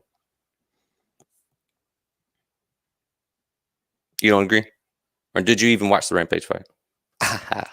No, it's just you don't deserve the right to speak on Jon Jones because you have no confidence in his ability. I don't deserve. Man, you're a fucking idiot. Why would you say I don't deserve the right? You're a highlight watcher. When you watch Jon Jones, bro, you need to watch his entire fight. You on the payroll from fucking Wilder. How much he give you this week to say this dumb shit? How much he give you this week to suck his left nut? How much he give you last week to suck his right nut? Is you this the reason why you jumped on my platform to bring up this shit? No. You brought it to this, bro. I'm talking about mixed martial arts, man. Shit little shade for the past hour because you can't fucking have an honest conversation. You said I don't deserve to talk about Jon Jones. Because I'm talking bad about him. On some dumbass shit, man. You're not even a fight. I just want you to get all this out because you was in the chat talking about somebody was emotional and upset, but yet you just damn cussing all over the place, dropping obscenities. And really, I didn't think I said anything like outside of disrespect. Like really, I didn't say anything. I'm just up here, having some light banter with you, having a conversation. And I think you always jump on the platform with preconceived notions that you want to bring Wilder into the picture. You know what I'm saying?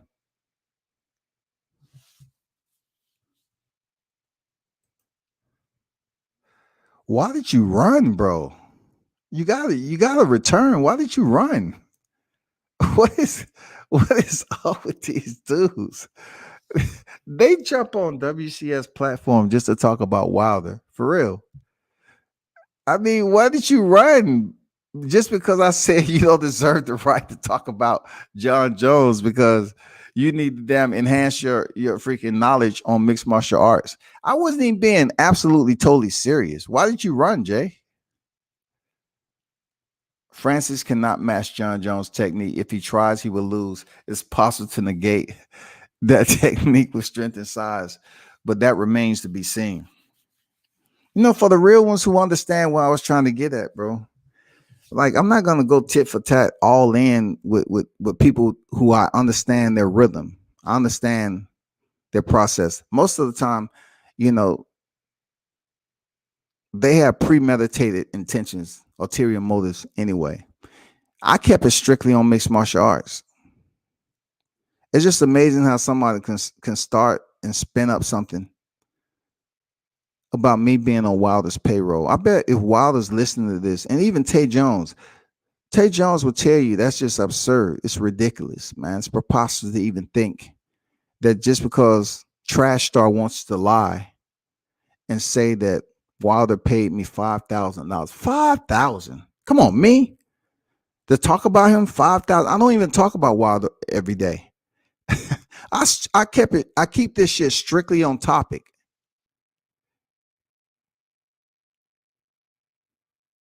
I'm not even 1% of the YouTube community. What's going on, D-Ray?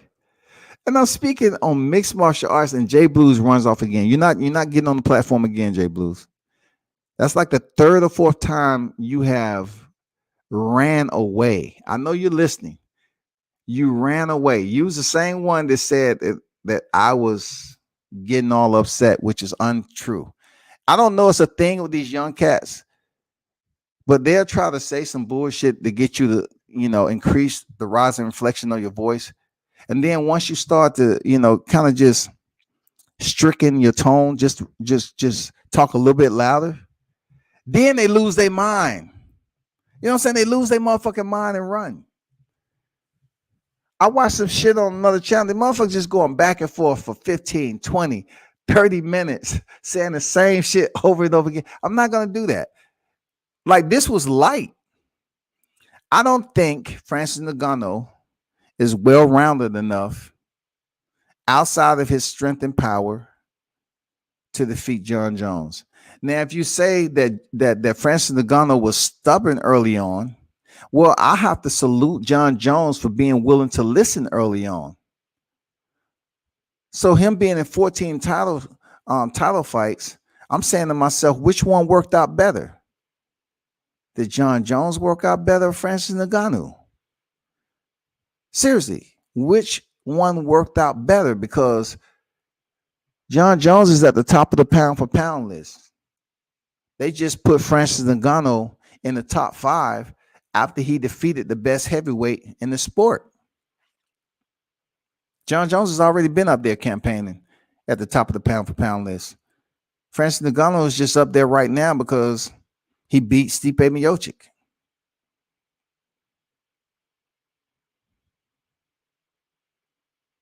Damn. But these must sitting up here going with the narrative that Wilder put me on the payroll. Provide no receipts to that. If you check out Mark Nash's live, he checked Trash Star about this. He said, "What about you saying my boy was on Wilder payroll?" He said he was just lie. It was a lie. He made it up. So y'all need to pass the word. These must going around here acting like being on Wilder's payroll is a talking point on YouTube. And then they so hell bent on saying Wilder fanboy. I'll embrace it because the energy it takes for them to continue to call me that is just basically proving that they mad because they never met the man in their life. You know what I'm saying? Really, that's how it goes. But appreciate everyone for pulling up though. But back to what I was saying. Let me go back over here. Let me stop sharing this. And if anybody see Jay Blues out there, behind the motherfucking gas station or something crying, just go in there and buy him a 12 ounce, 12 to 32 ounce, of slit smelt liquor. Give him some liquor, get him a drink, get him something to calm him down a little bit. He was a little bit over the top agitated. But let me go back to this right here. The shit he was saying is just outlandish. If by chance, right, it was all about size and power everywhere you look, it was just so it'll be so many people that's reigning supreme right now. You know what I'm saying? It'll be so many fighters out here with all that size just wrecking shop. But that's not the case. Period. It's not the case. Hold on for a second.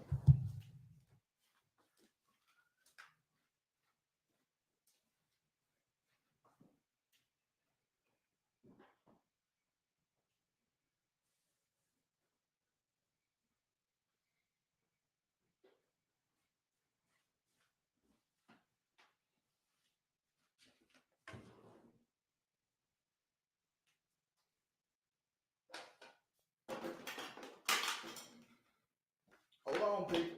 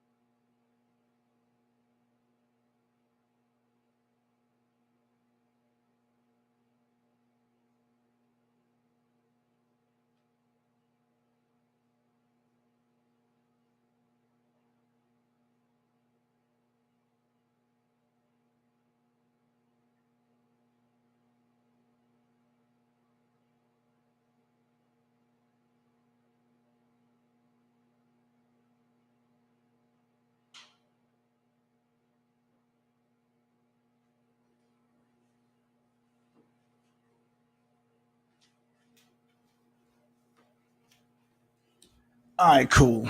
I'm back. All right. I'm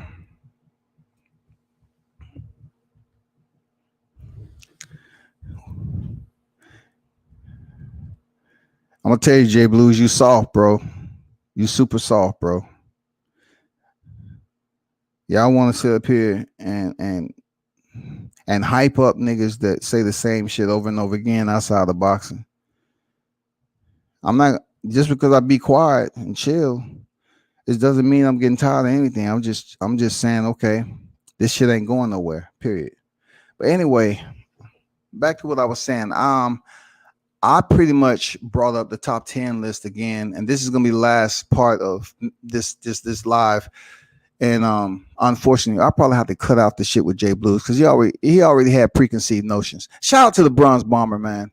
They think you got me on your payroll a measly $5,000. That was the number that was put out there, which I would suggest you all ask them for receipts. And then another thing that I mention all the time about grown ass men is that they love talking about the genital areas of another man. Like I like talking about God creation of women. You know what I'm saying? They have one of the most beautiful body compositions, physical anatomies that he put on this earth. But yet we have grown ass men that's always talking about doing homosexual type actions toward another man. You know what I'm saying? When they get upset, they always want to talk about nuts. And how many times did Jay Blues talking about shoving some up asses? That just goes to show you what they actually may be involved in their lives or something they may fantasize about. You know what I'm saying? I mean, I don't, it's not up for me to understand why men continue to think about homosexual acts. You know what I'm saying? Are you that guy? Or is it just a bad habit that you have? Shoving something up somebody's ass and nut sucking, talking about dicks all the time. And that's a problem, bro. You have your mind on the wrong shit. Seriously, Jay Blue, do better, man. I'm not gonna sit up here and go back and forth with a grown man intensively unless I choose to. And it has to be boxing related. I'm not gonna really go all in with something that non-physical energy. You know what I'm saying? Non-physical. This top pound for pound UFC, I want to kind of give a little bit of overlay on this shit, right? Because I usually do it, like I said, periodically. But Jon Jones, man, we spoke on him all the way through. Kamaru Usman has a fight coming up with Jorge Masvidal, y'all, right? And it's gonna be a legacy fight for Jorge. He has to win this fight. Else, not too many people are gonna consider him as one of these elite fighters, man, that's able to earn a championship status. You know what I'm saying? He has to beat Kamaru Usman. Right now, Kamaru Usman is on fire. He's on fire. Point blank, period. The way he shut down Gilbert Burns, even though they knew each other pretty damn well. You know what I'm saying? He shut him down handedly. He shut down Colby Covington. I'm saying he's been handling his business. He shut down Jorge Masvidal on short notice. You got to give him his respect, even though not long ago I was saying Kamaru Usman one of the most boringest fighters in the UFC. Moving on to Alexander Povetkin. Alexander Povetkin has proven that he's a legitimate champion. He defeated Max Holloway, and we already know the story. There's two things that may happen. I know Henry Cejudo is talked about returning to the sport to possibly face Volkanovski and attempt to become a 3-division world champion, which has never been done. We have the 2 divisions. You know what I'm saying? But now, will it happen with Henry Cejudo? And then also it may potentially have the rematch between the trilogy between Max Holloway and Volkanovski. Israel Adesanya, from what I'm hearing, that he's going to be stepping in there with a previous opponent in Marvin Vettori. All right. Vettori went the distance with Adesanya in their first fight.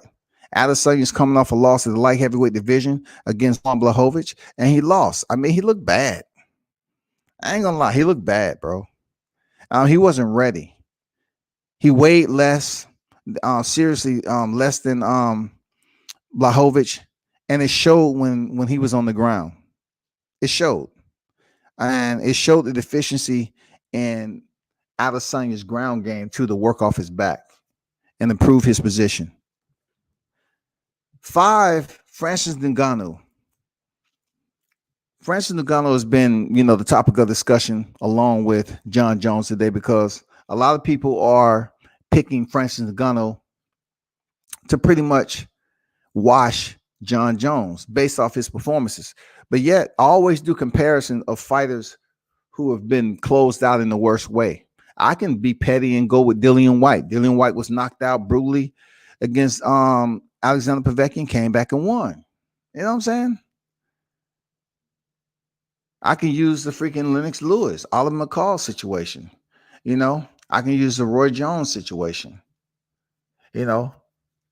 I can. It's so many fights that's been out there that the fighter has been defeated, but yet they came out with a different strategy and got the job done. There's just so many out there. But in this particular case with Francis Ngannou, he makes himself up to the number 5 position.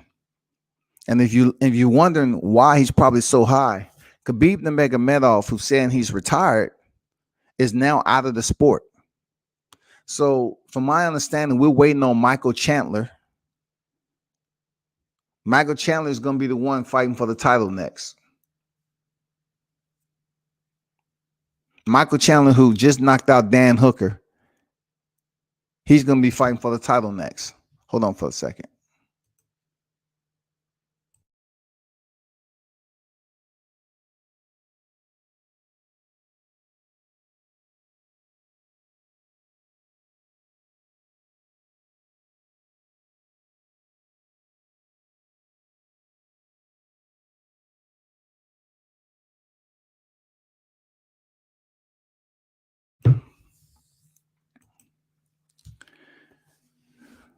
So,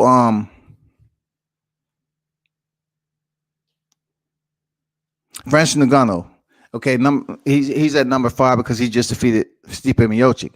But the one aspect you should take in consideration is that Khabib Nurmagomedov is retired. So Khabib Nurmagomedov was, he's holding down resident number 2 to number 1 before all this went the way it did. So he's out now. So there's other individuals that can move up into that slot. Now, what's consistent about this is that if you look at, number 2 all the way to number 5, all of these individuals have belts.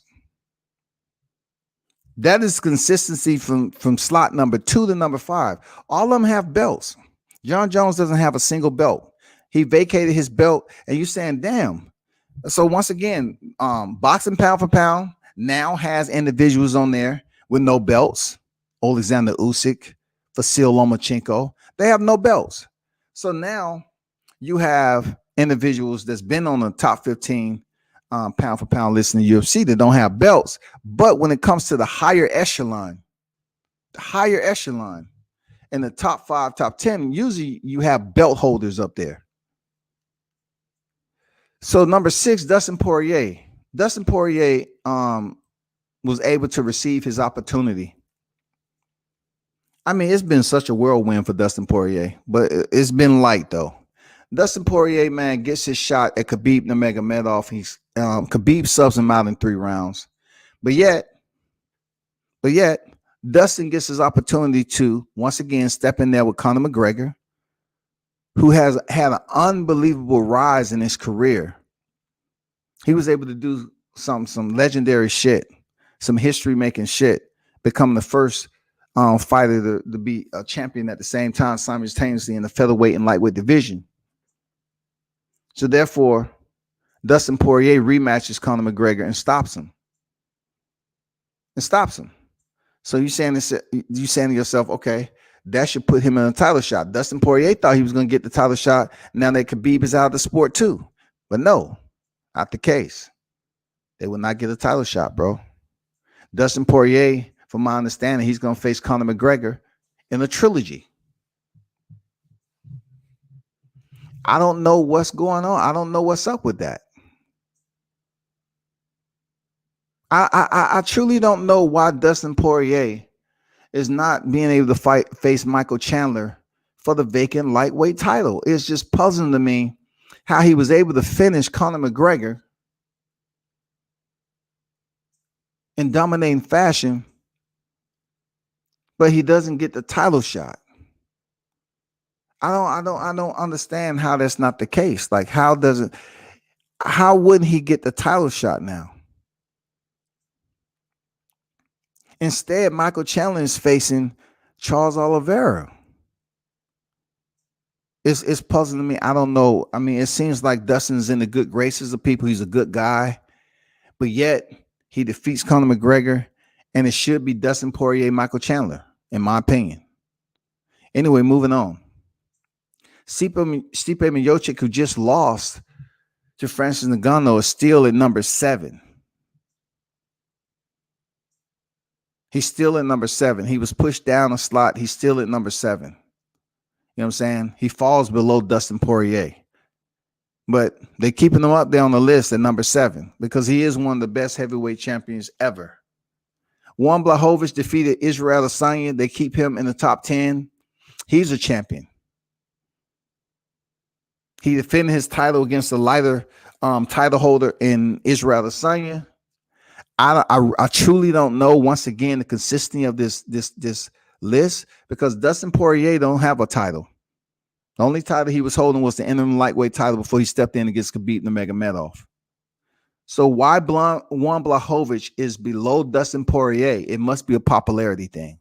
Real talk. It must be a popularity thing. I don't fucking know.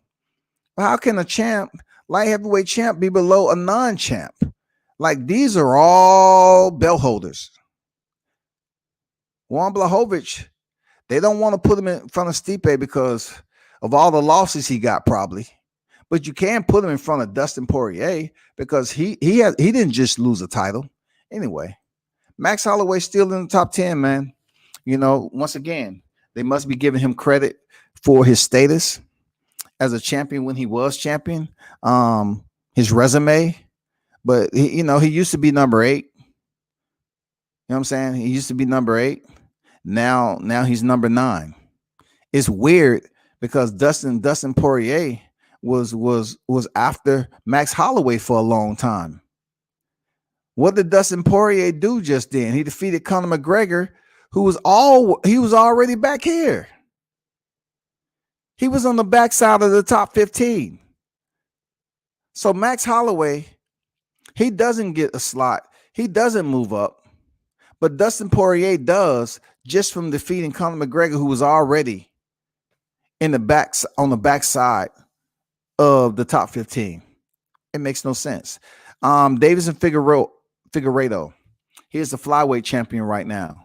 You know, he's right where he should be. He was, at number 11, something like that. No, he was not. He was around where he should be. Davison Figueiredo, once again, he knocked out Joseph Benavidez. You know what I'm saying? Twice, and he's been able to defend his title once. I think he's heading back into a rematch. I forgot the guy's name, but he's a solid guy. I'm not sure how long he's going to be title holder, but so far he's doing what he's supposed to do as a champion. Justin Gaethje, man, he received this opportunity. He put a beat down on Tony Ferguson. I thought this was the opportunity, once again, like Dustin Poirier, to catapult him into a return for a title shot sometime. Like he fought Tony Ferguson. Khabib ended up subbing him out in 2 rounds, but still he is a notable name, a popularity, just like Dustin Poirier. I don't know why he's not scheduled to step in there again after that loss. Like, what the fuck? Dustin Poirier was subbed out in round 3 by Khabib. Justin Gaethje was subbed out in round 2. So how much is it? You know what I'm saying? How much weight does it hold with just 1 round in between them when it comes to one of the best in this era, Khabib Nurmagomedov? Peter Yan drops down to 7. I mean, number 12. All right. Now check this out. This is a little goofy to me because Peter Yan is still sitting at number 12 above Aljamain Sterling, right? Aljamain Sterling is currently the bantamweight champion who received the title off of DQ. But Peter Yan is sitting above him on the top 15 pound for pound list. He's sitting above him. How is that the case? So you're going to give Francis Ngannou a pass because he actually knocked out Stipe, but yet you're not going to give Aljamain a pass because he won the title off of DQ, a foul.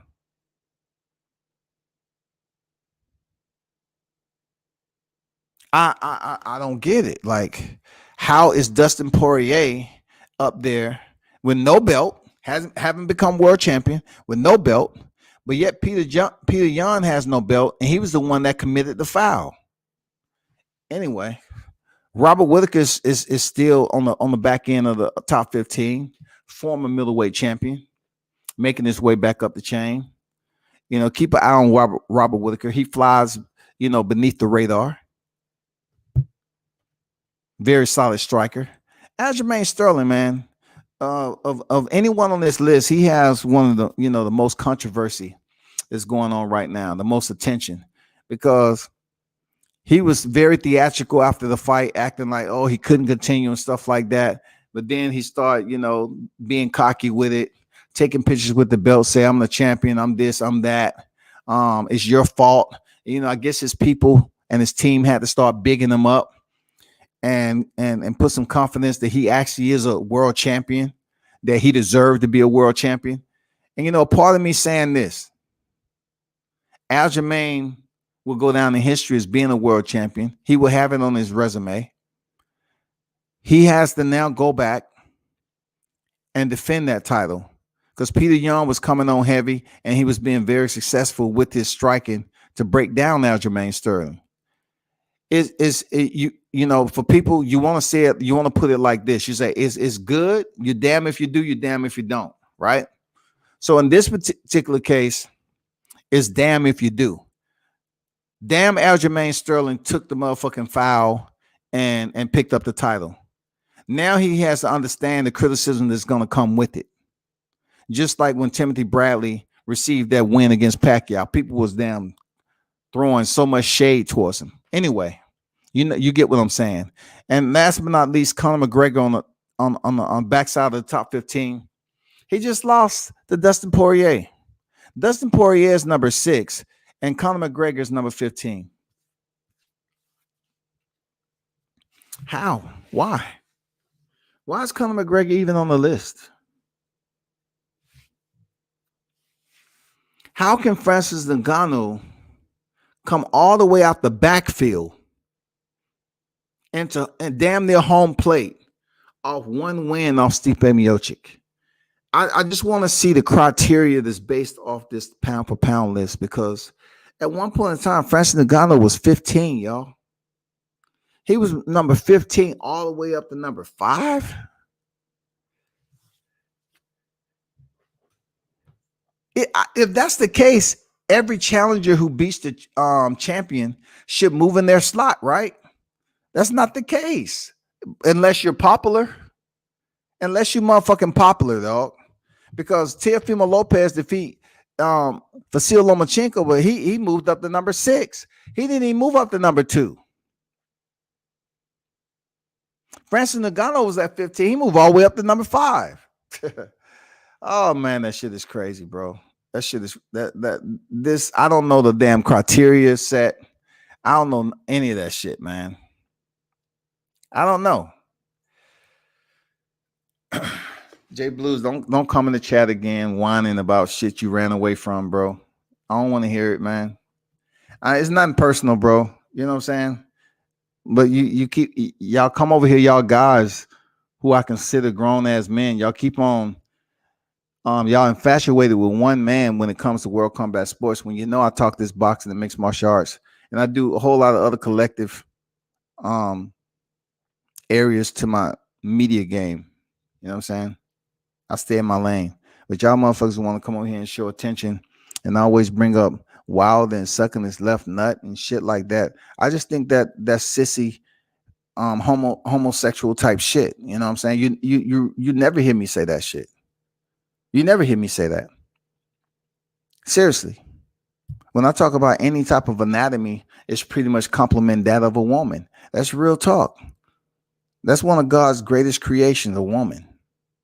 But we have this conversation where if we want to break down or attempt to demasculize another man, and though that individual has to be somewhat, how you put it, they may not be mentally strong enough to handle that type of talk. The first thing they want to do is talk about dick, suck a dick, shove shit up your ass, and that's not something I was raised on. So if you're gonna run off the panel while the link is in there, then do me a favor, don't come back in the chat and try to convince yourself like I didn't run away. Just understand that you all continue to mention Deontay Wilder like that's supposed to do something to me. Like you mention his name just proves the fact that you keep thinking about him all the time. Like I did the whole entire live. I was talking to you even. I wasn't even talking about Deontay Wilder, but you all know I support him heavy, just like I do Teofimo Lopez and Bud Crawford. But yet you don't bring up Bud Crawford, you don't bring up Teofimo Lopez, but you bring up Deontay Wilder, and he's out of the sport right now.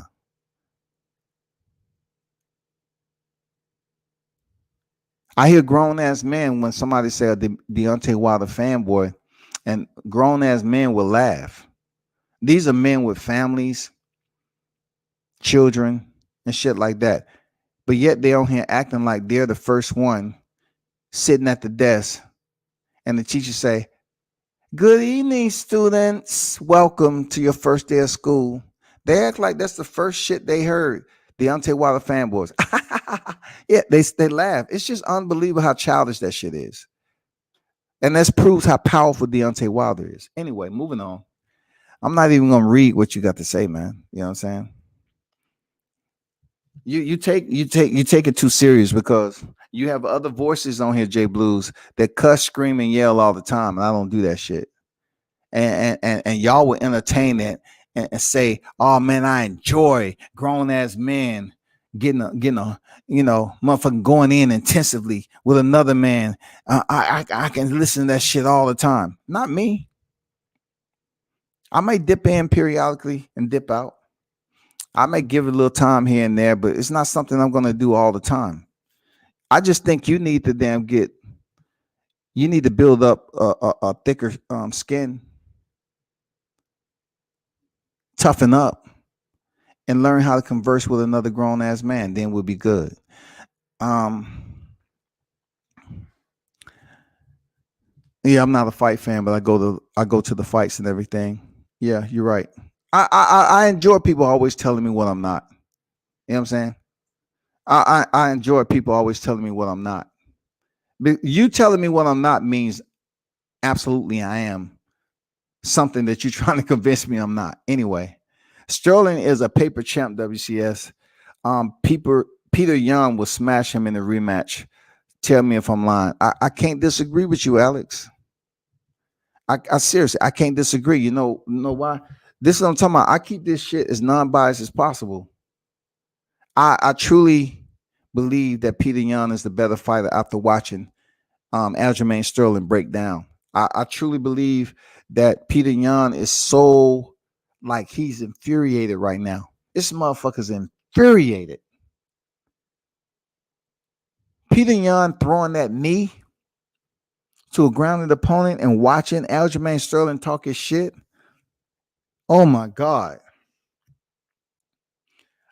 I don't even know Aljamain Sterling's gonna make it out of the third round in the rematch. Seriously, I don't believe Aljamain Sterling's gonna make it out of the third round with Peter Yan. Because Yan was breaking him down, man. And for him to play around on the ground like that in the fight game, it's going to be tough. Real talk. It's going to be extremely tough for Aljamain Sterling to make it to the bell with Peter Yan. I think Peter regains his belt, and Aljamain Sterling just goes back into the damn pool. I mean, goes back in the queue of challengers. It's not the end of the world, but that's what I think, man. Mitch, I'm not Mr. MMA or nothing, but Dustin Poirier is too high on the list for me. I agree there, Mitch. You know what I'm saying? Like I said before, how can Francis Ngannou be at 15 and he beats Stipe, but yet he takes Stipe's spot to put him closer to Jon Jones? It doesn't make any sense. Who's ever creating or revising this freaking list, it makes absolutely no sense as to why Dustin Poirier, who just defeated Conor McGregor, who used to be at the bottom half of the list too, why is he up there? Why is Dustin Poirier hanging around just because he has a trilogy coming up with Conor McGregor? Like, neither of these guys have defeated Khabib. The commonality in what they have in the lightweight division is Khabib. Conor McGregor was subbed out in the 4th, Dustin Poirier in the 3rd, Justin Gaethje in the 2nd.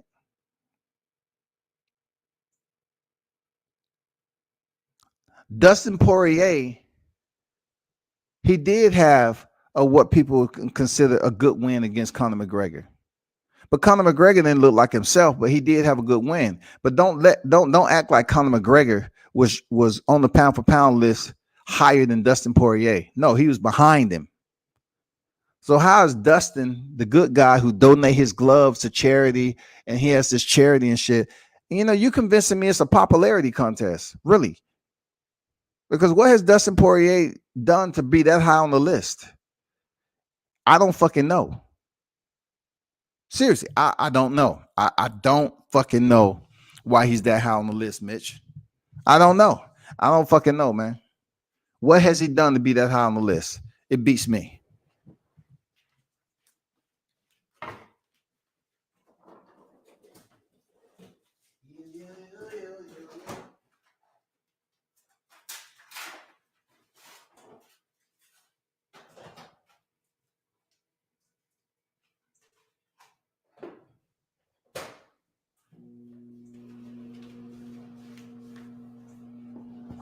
But yeah, man, I agree with you on that.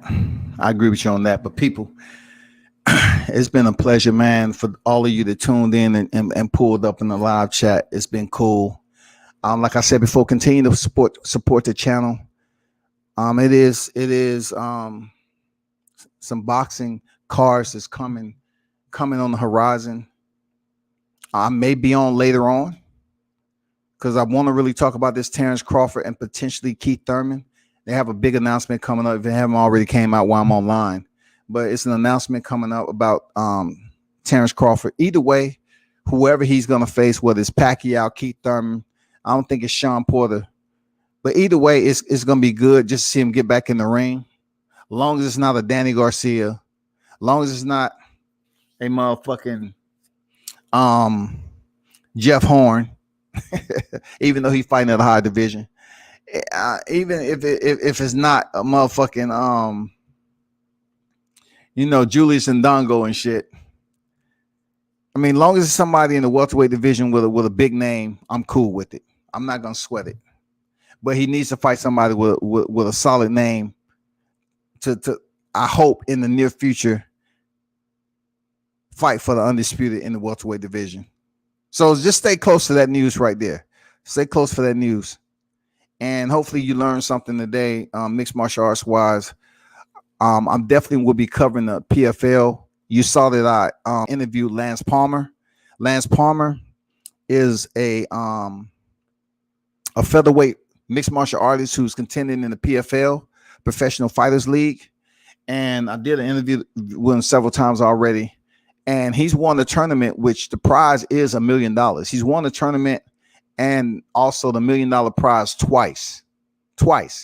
So PFL was shut down during the pandemic and it's opening back up now, and they're beginning their regular season. So he's set to go in there and face Bubba Watson, which is also another wrestler that he told you all about, that he's familiar with. And that's going to be a damn good fight, man. You know what I'm saying? I'm looking forward to it. It's going to be a very good fight. But I appreciate y'all for pulling up. Continue to support the channel, like, share, subscribe, turn up and tune in to World Combat Sports.